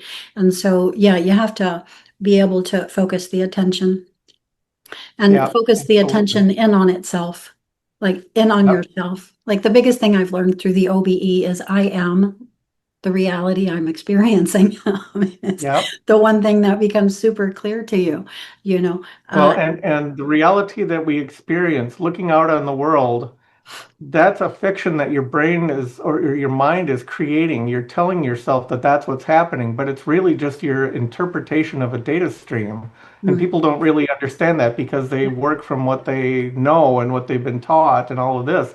But yeah, it's just a data stream. And if you learn to turn your attention away, you can focus it on other data streams out there, non-physical, data streams, and that's where things like telepathy become real and out of body perception becomes real and you mhm. know So, because you've mentioned it now, and we're getting to this point in my little list of things I want to be sure to ask you. In the OBE, Are you experiencing communication as telepathic, or are you sometimes mouth speaking? No, it's pretty much always telepathic. Yeah. And it's funny because like if you want to if you let's say you travel to someplace or whatever, say I travel to my brother's house and I see my brother and some other person. Hmm. I can talk to my brother, but he will talk back, but it's telepathically, and he acts like he's not paying attention to me, right? You talk to a person in the physical body. They don't look at you, they don't engage you. You can talk to them all you want, they can answer all they want, but it's like you're talking to their subconscious, Yeah. and they don't pay attention. They're looking around at other things, and they're doing like we do in a physical body. When you talk with somebody who's a spirit or not grounded in the physical plane, you're talking to a spirit out there. They'll look you in the eye and they'll engage you directly and they'll speak to you one on one. It's still telepathic, but it's more of a personal, communication. It's So their it's conscious state. one Yeah, way you their can tell the presence. two apart. Yeah, Yeah. I'm with you. I agree. I've had those experiences too. Yeah. Have you ever gone into an experience where others can't see you? Yes, as a matter of fact. I've had experiences. One time I left my body and I found myself in a room, and this room was almost like a ballroom where I could see all of these people. It's like I was at this big crowded party and nobody could see me at all. And yeah, and then there's been experiences that are just the opposite. Sometimes you can engage someone one on one over there, and other times it seems like nobody can see you. It's like you're a spirit or ghost to them. Yeah, And when yet, they, some of these experiences, I remember one where everyone was dressed like they were in the 1800s or something, like an old-fashioned dress. And it's like, this can't be any place modern. It must be an echo from the past or from history or whatever that I'm replaying in my head somehow or whatever. So it's Mhm. definitely interesting. Well, it could be my favorite fascination, which is the out of body experience as time travel. Mhm. In those experiences, when the others can't see you, what have you surmised about that? Well, my second book, both my first book and second book had question and answer sections in the back. And my Mhm. second book, one of the questions that I answered is, have you ever experienced time travel? And I said in that book, no, I've never experienced time travel. But like a month after the book was published and I had it in my hands, I actually had a time travel OBE. And it's funny because I left my body and I was going to go do an experiment, and I saw this like a squared doorway appear in front of me, and I heard a disembodied voice said, "Come on, let's go." And I said, "Well, where am I going?" And they said to the year 2049. I think it was 2049. Hmm. And it's like, okay, so I jumped through this doorway in space. It was just kind of a black portal in space, and I jumped through it, and I found myself in Minneapolis, in the area that I grew up. But everything had changed dramatically from when I grew up. I mean, I noticed these strange pedestrian overpasses, and I noticed the strange, like almost like a subway had been built down the street. Like the streets had been replaced by this tiny, and it was like a subway for personal cars or motorbikes or something like that. I didn't see really any cars around anywhere, and there were very few humans. I thought Hmm. interesting. I got a ghost here just tossing things off my desk. Um, I kid you Hmm. not. You heard it. I've got stuff falling here. Um, anyway, you know, there were very few people, and I expected fully that the future would be crowded because, I mean, our population of people has only grown, and up to that point anyway. And so I expected there to be very few people, and there wasn't. There was like, very few people. I did see a couple people, and I was trying to figure out what year it was so I could validate that it really was 2049. So I was trying to find a calendar, and I couldn't. I went into a store, I couldn't find any calendars and all of this stuff. Um, but it was, yeah, it was weird. But I've only had the one time travel experience like that. So this brings up another question. You went to look for the calendar. Have you ever been interested in looking to see who you are in an experience? Have you ever looked for a mirror, for instance, or I some have, windows that reflect? And have you ever been somebody other than Bob Peterson? yeah, actually, I did that in one of my experiments. I traveled to a friend's house. I was living in Phoenix, Arizona at the time, and I had a friend who was metaphysically bent. She was a medium, and she did some channeling and things like that. She was a very good friend. I only lived there for a year and a half, but I considered her a very good friend. Her name was Sherry, but one day I traveled out of body and went to her house, and I saw a mirror in her bathroom, and I looked in the mirror. I was trying to do this as an experiment, and I didn't see me. What I saw was someone who looked very much like her husband, Brad. Now I knew Brad too, and you know they were good friends of mine. But it's like this is strange. I shouldn't be seeing me. I shouldn't be seeing Brad. So it was very strange. But people have different people in the literature. I mean, I talk about these 250 books that I've got. Very few of them talk about doing mirror experiments, and they're a lot of them are very different. They almost never. Some of them have seen themselves as they are, but most of the time they see something else. They see, Yes. energy or whatever. I have very rarely ever been Casey in an experience. I've almost always been someone else. And it's funny because you just feel like yourself in the experience until you see the visual representation and it's not you. So Hmm. that is one of the things that one of the experiences through which I saw the three ways I would generally shift into an OBE. The first being as Hmm. point consciousness, unembodied. The second being the one you just mentioned, point consciousness in the consciousness field of another person. And the third way, being fully embodied either as them or myself. And so those are like the three different general situations I could find myself in. Yeah. And I was very often writing as point consciousness in the consciousness field of another person. I would say in the vast majority of my experiences. The very Hmm. first one in which it happened, I was being shown the archetype my life is based on. This was the very first time I ever got really scared. And it was the first time I ever got brave enough to see who I was in an experience. Yeah. And Hmm. I was Merlin. I was this wizard, this super tall, white hair, white bearded wizard with a purple rose robes and a staff. Protector of the people, was the idea. I Hmm. was in this futuristic other world, and there was a dark force that had come in. I was there to protect the citizens of that reality system as an archetype. Yeah. But in that experience, the people really kind of didn't want to be seen with me. For some reason. Uh, Hmm. uh, but as the experience advanced, there was the dark force, and it was beelining straight at me. I saw the dark force as this redheaded witch. And I was too scared. I still felt like me. This was one of my very first OBEs. I did just see the wizard, but still, it just still felt like me. And as she was coming so fast, that I literally passed out. But a moment later, I come right back in, and I'm in the same area, but after the quote battle, Hmm. and clearly, we had won.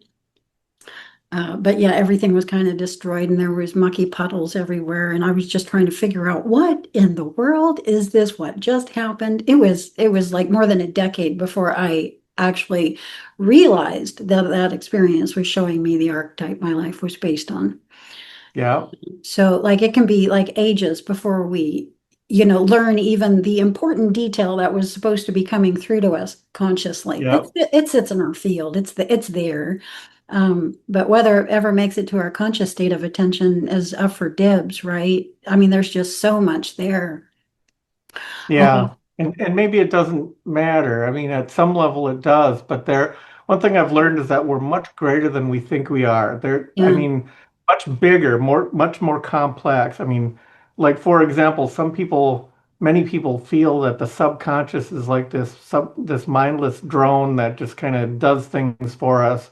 And what I've learned is that the subconscious is highly sophisticated and it has like a separate will of its own. And Mhm. um, it has its own motivations and stuff, and you can learn to work with it and all of that. But it's like this whole other personality that lives inside of us that we don't know about. Mhm. Yeah, And it's absolutely. like, I mean, what I've had experiences in which I like fall asleep and I watch myself fall asleep, and I slow my awareness down to this tiny little thread of awareness where I'm barely still awake and Mm. I pretend that I'm sleeping, right? So, I mean, it helps some people roll their eyes to make your body think you're asleep and all of this stuff.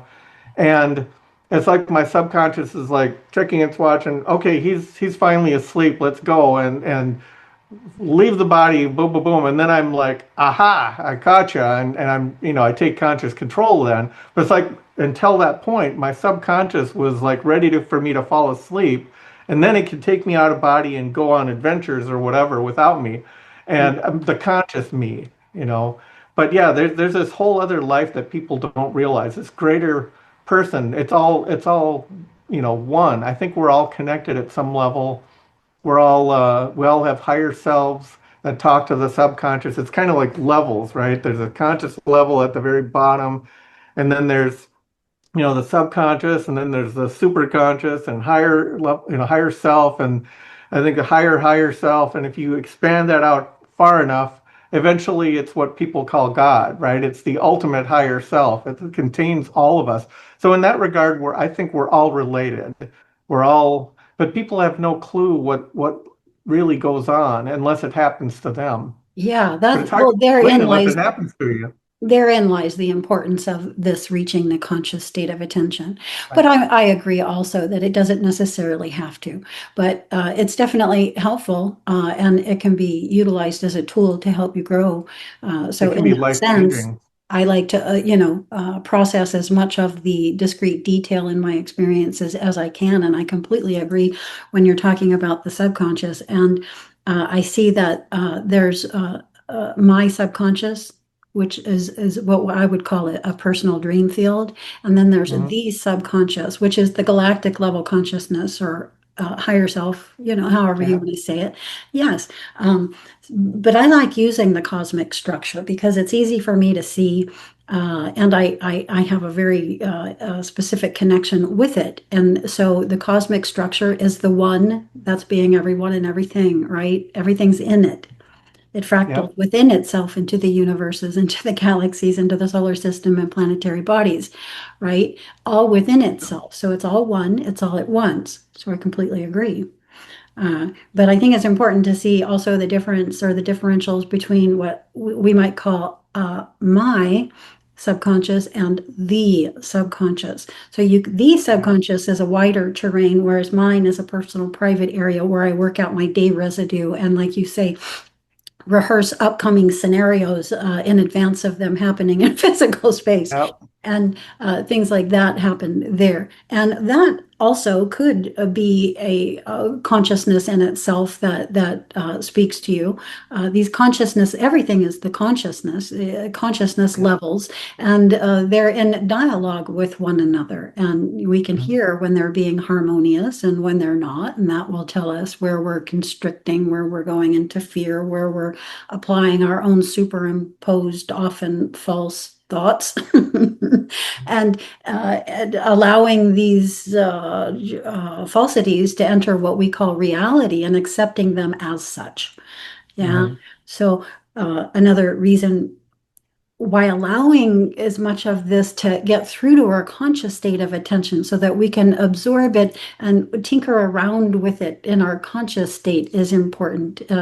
One, it gives us something to do here. I think that's why the quartz crystal work was brought to my attention. Just so Yep. life here can be mundane after you've been in the wider reality. And so having something to do and to still connect you and to make life at least somewhat bearable and interesting is also important. Many of us, unlike yourself, remain unmarried and live more hermit-like lifestyles, go into celibate monkhood.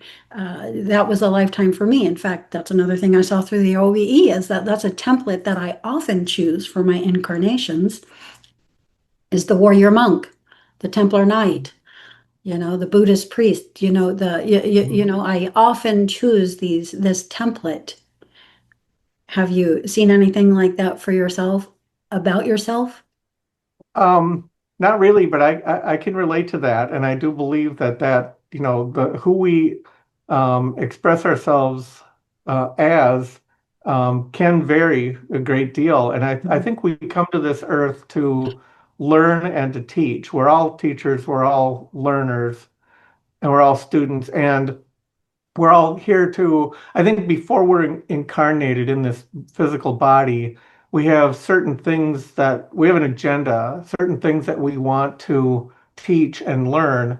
Mm. And we pick the path that gives us the best opportunities for those, for those lessons, if you will.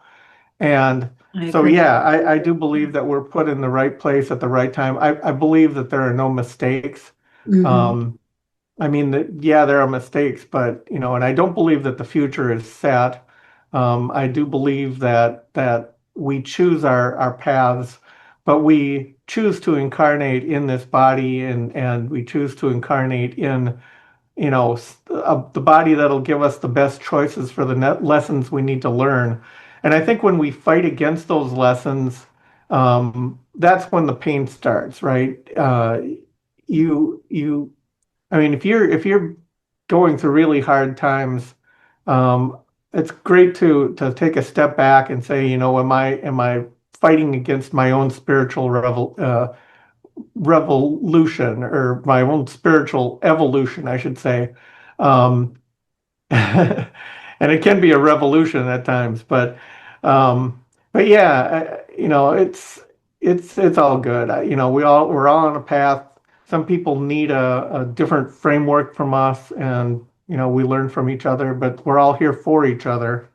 And I'm one of those guys that feels that all Earth is holy ground. Mm. All drink is holy water, and everyone is on a spiritual quest.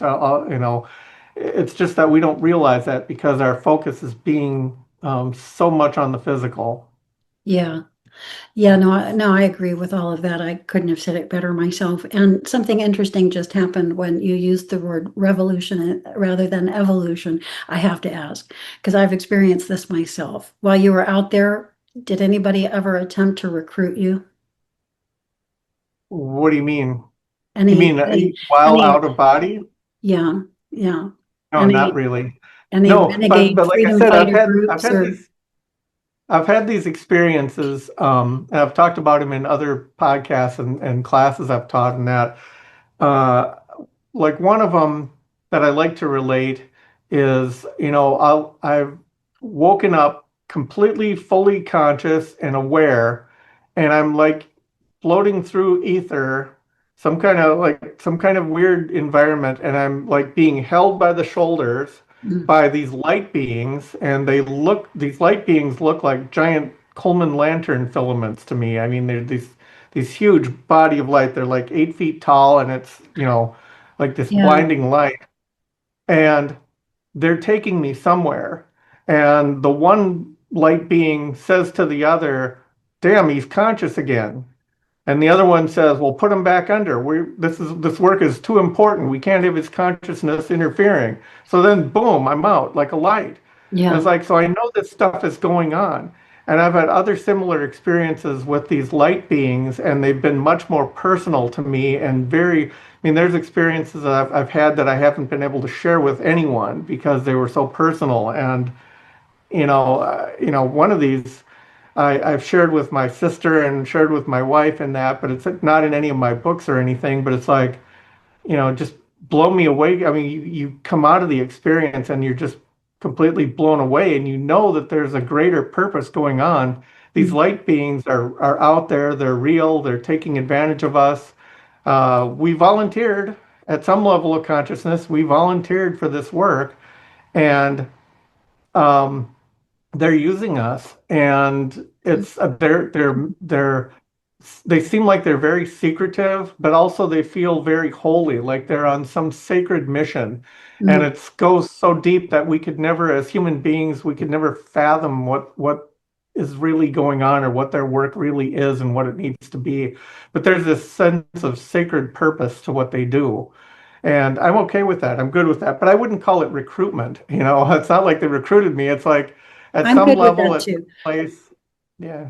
I'm glad that you included that, and I do want to ask you if you've ever gone to any of the schools or mystery schools themselves that involve the making of these beings and where they fundamentally reside.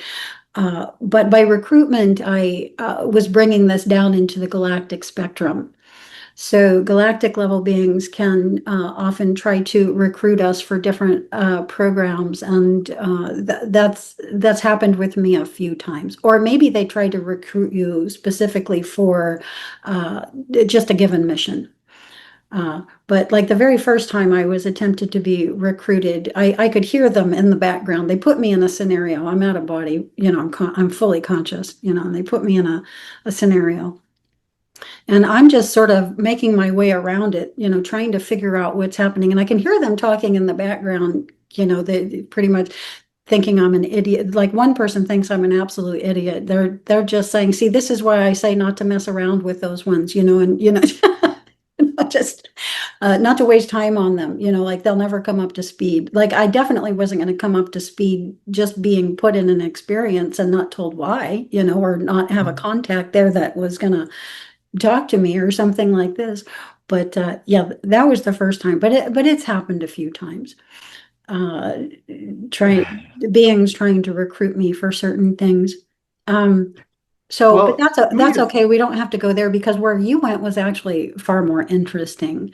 And so when well, we get to me, it's never been a matter of recruitment. To me, it's always just been, kind of behind the scenes. Like I've been in a room where these beings are around. Some of them are like invisible or in the shadows or whatever. Some of them are, at a different frequency, so I can't see them. Mhm, And they're all looking at me like they're like I'm in, doing a master's thesis or whatever in college, and they're like talking to each other. Do you think he'd make a good, do you think he'd make a good recruit for this or whatever? And the other one say, I don't know, maybe, maybe not, that kind of thing. But I've never really been recruited, as you're talking mhm. about. But I've had weird things like that happen to me. Yeah, yeah, it's happened to me in a few different ways. I would rather go into the mystery schools though, and the level of entity that you were just mentioning, which I would say is out beyond the galactic spectrum. It's not a manifest being in a physical space. They're in the interstices. They're spiritual beings on the spirit side of life and not manifest like galactic level beings or planetary level beings or yeah, and so the planetary and galactic spectrums work with duality, polarity, light and dark. And out beyond that, and in the interstices, no. And especially in the interstices, they're more architects and designers and reality system creators. Yeah, like they set it up. They create the Disneyland and then we go occupy it as manifest beings, right? And so, yeah, Mhm. what they do is highly critical. Have you ever found yourself in a school, any kind of a school, but especially like a mystery school, the ones that seem, I've found myself in classrooms and stuff like that. yeah, And I've also found myself in meeting rooms where I'll be like I've sat in a meeting room with a bunch of astral projectors. Like I remember Jürgen Zive is sitting over here, and Todd Akamesis is sitting over there, and they're all talking, and it's like I was invited to this meeting, and I become more conscious, and then my consciousness fades away again. But it's like I remember things like that. But not exactly as I wouldn't call them a mystery school, you know. but Things tend there to stuff look like that more, definitely happens out there. the beings wear robes. It tends to look a lot like Rome or ancient Egypt or sometime ancient in the past. So in the past that it looks futuristic to us, but that deep and intentional and meaningful energy is there. Things are highly important. You can feel the deep importance of every little thing. Uh, yeah. So I, yeah, I, I did I've have an been there, but I experience. generally can't bring the information back with me. So there's a lot that I can't make it back into physical space. But there's a lot that I can, obviously, Mhm. through my logs through the Oh, years. But there's a lot that I can't. And what mhm. the hardest thing for me to bring back is dialogue. Yeah. How are you with dialogue? Yeah, it's hard to bring back dialogue of any length. I've had short snippets. Mhm. Um, One experience I had, and I talked about this, I wrote a chapter about this in my second book, um, and the title of the chapter is Meeting with a Master. And in this case, I was in like a crowd of people, and we were in some non-physical locality, and there was a crowd of people surrounding kind of a master figure, and he was kind of like a Jesus figure or whatever. So he might have been wearing a robe or something, I don't remember, but he was teaching the crowd. And after he had finished his talk, I went up to him and I asked him, some questions and stuff, and he answered me. And I brought back some of that dialogue and I included it in the book. Um, but I asked him about, I've heard you in your talk reference fields, and I asked him about this, and I remember clearly that this master was saying, well, you can have a field of potatoes, or you can have a field of corn, or you can have a field of this or that. And yet it's the same field, but it's all different fruits and things coming out of that field. And so this master was explaining these things to me, and I brought back, some of that dialogue to the book. But in general, yeah, it's kind of hard. And I still wouldn't necessarily call that a mystery school, but maybe it was part of that. I don't know really. Yeah, I don't think that that's what I mean by mystery schools. You would know if you were there. Like, when you're there where you are. Hmm. Yeah. Yeah, so I've Um, never done that then. you mentioned people that Let me ask you, have you ever intersected with any deities or well-known entities in the OBE? um, Yeah, there are probably I want to say 10 or less books in on OBEs in which people have claimed to see Jesus Christ. And that did happen to me once where I felt that I was in the presence of Jesus Christ in a out of body. And I was like so overwhelmed by the just the thought and the presence of this being that it only lasted a split second and it was gone. I was back in my body because it was overwhelming to Yeah. me to be in that presence. But yeah, and I'm not unique in that. There've been, lots of other people who've claimed similar things. Um, but you know, it's uh, it's always interesting. I've got once in a while you will have a religious person come to the door and ring the bell, and have you heard the good news about Jesus? Like, I've met him. I've been there. Can you say the same and all of this? And they have no clue. They have no idea.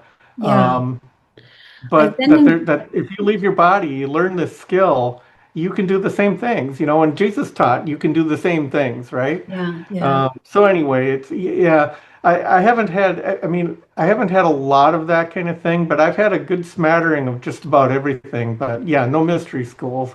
I've um I've found myself one time in particular that I'm thinking of now, hearing you mentioning your experience in the presence of what I'm just going to call a higher being, a higher consciousness. But Mhm. specifically, I felt that this was an Earth Life graduate, somebody who had graduated through our system.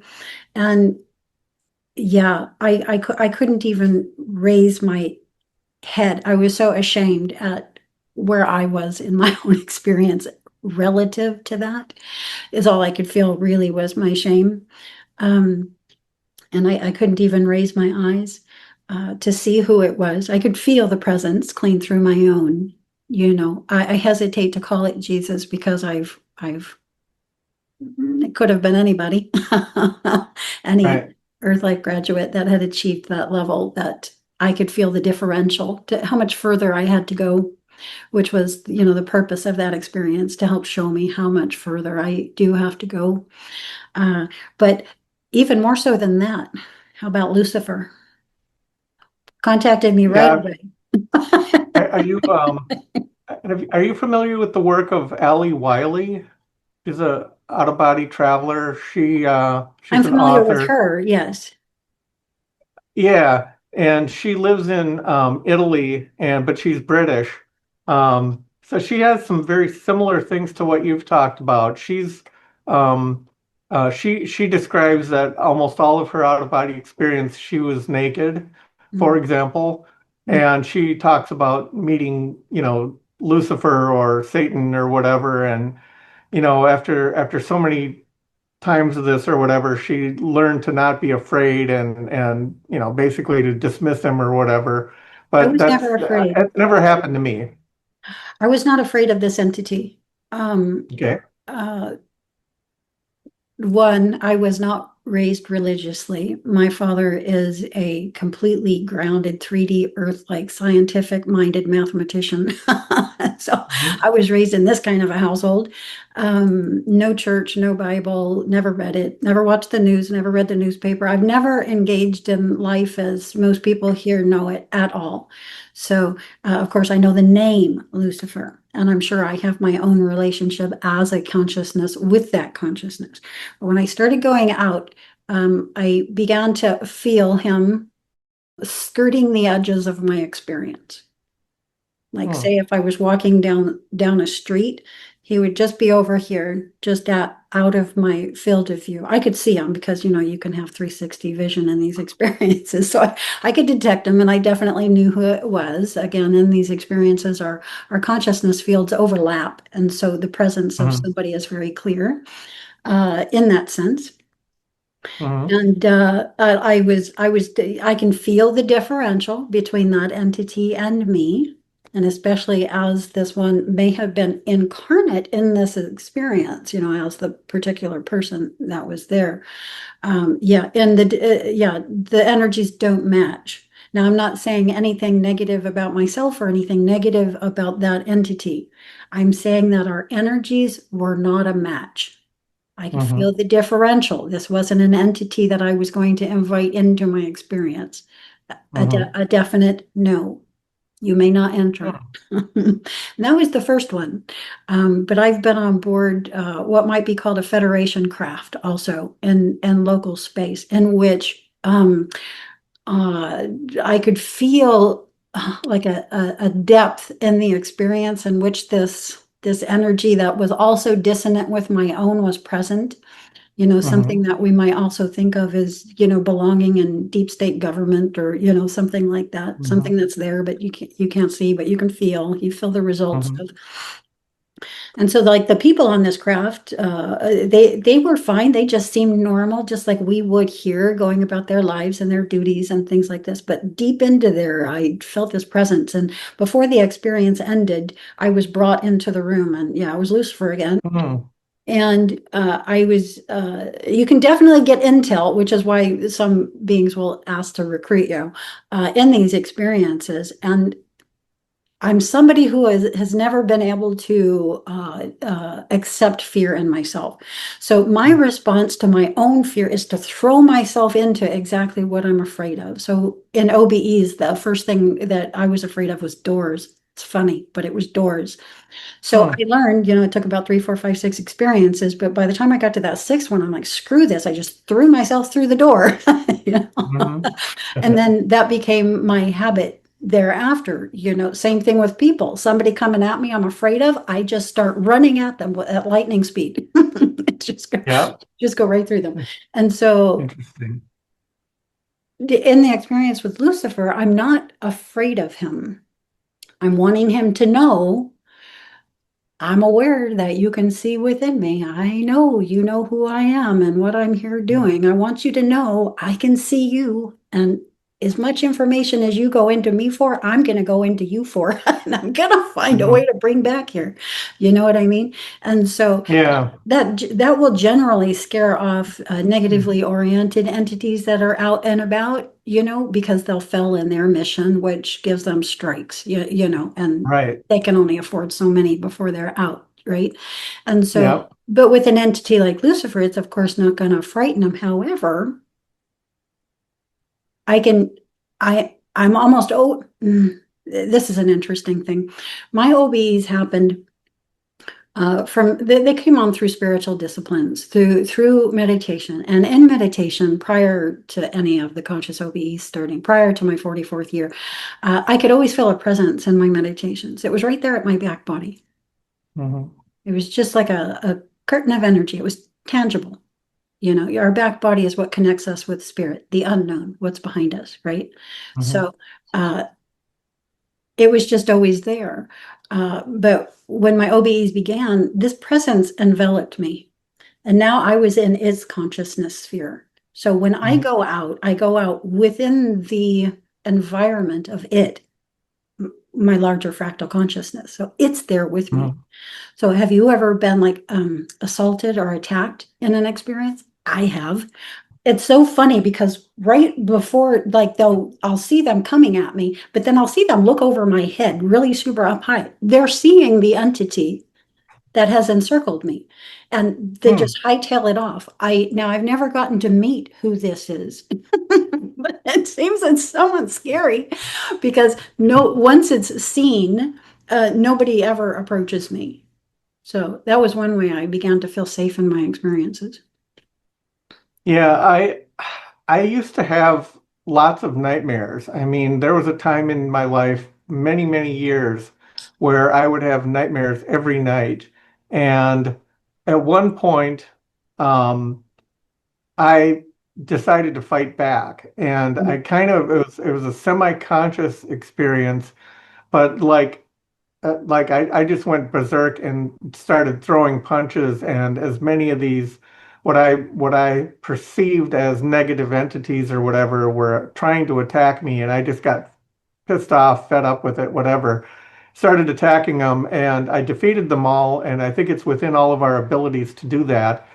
And ever since then, I haven't had any more nightmares. I've had I shouldn't say that. I've had one or two, but like maybe I'll have a nightmare a year, one in a year kind of thing. Right. We tend to not bring him It's back. like it's almost like having defeated them, they don't need to try me anymore. And I wonder if it was more related to a lesson, a life lesson, or something like that about inner strength or whatever. Um, I don't know. Well, that definitely. I have seen a lot of, I've seen negative creatures out there, but they don't frighten me. I mean, you face your fears in an out of body, nothing frightens you. It's funny. I go to a scary movie and they're not scary to me because like, yeah, it's not worse than what I've seen. But in But, the you know, OBE, we experience things more directly through our own being.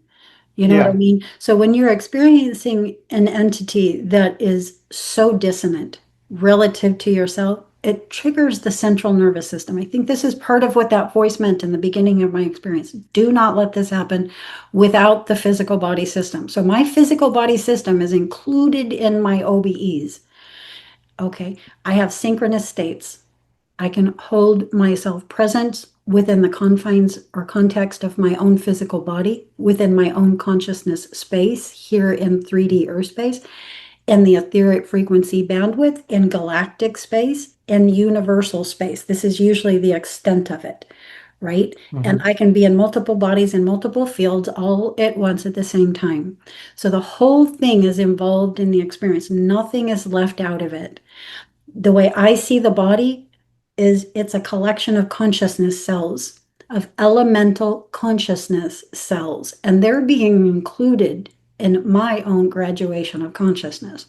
So, yeah, what I'm saying is the whole thing is involved in the experiences I'm having, and it's the body that experiences the shock, the body that experiences the fear more than the consciousness. My consciousness can also, Casey can go into fear, But generally, Casey's more in curiosity with fear in the back, Right. experiencing the central nervous system of her 3D physical body while in these expanded states.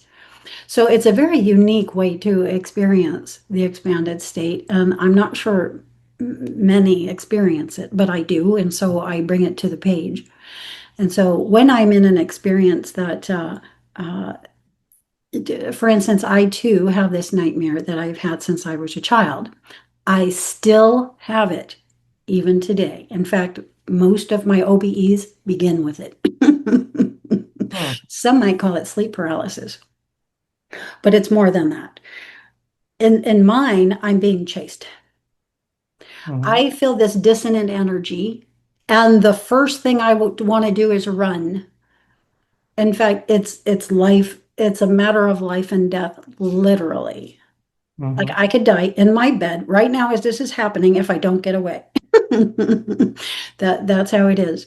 And so, but I begin to feel like like my legs are getting heavy and my feet are getting magnetically sealed to the floor, right? This is classic actually with a lot of us. Uh, and then because I can't move my feet, I move my consciousness, right? I create a body of water. And it can be something even as small as just a puddle of what looks like a puddle of water on the ground, and I just dive into it, right? And then I swim down deep, deep, deep, deep, deep. And then I'll turn myself to look around at the surface of the water, and I'm being shot at, you know, and these light bullet kind of things are penetrating the water, and I'm dodging them, and then one gets me. And I feel the sensation that has been following me since a childhood. These are abductions.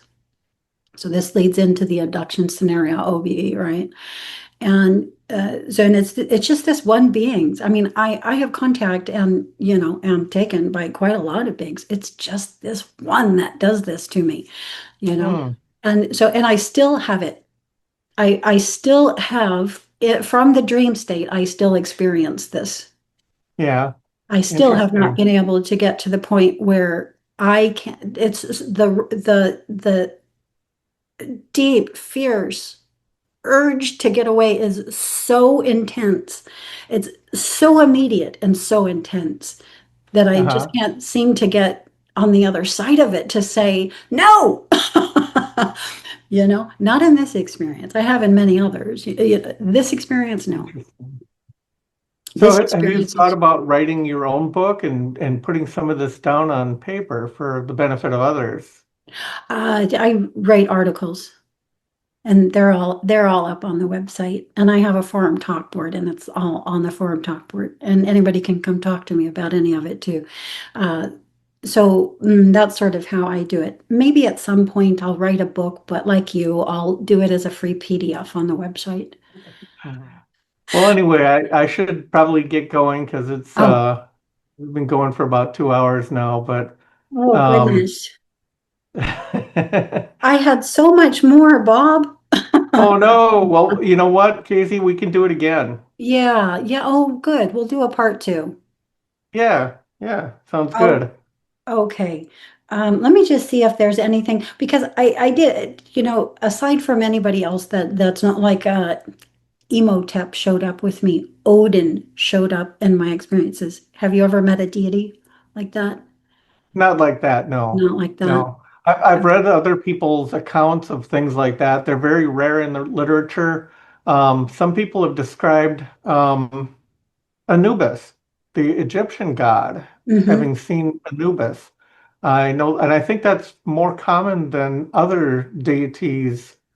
Emotep was my Egyptian connection. So that's the entity from the who built the step pyramid, who Mhm. contacted me from there.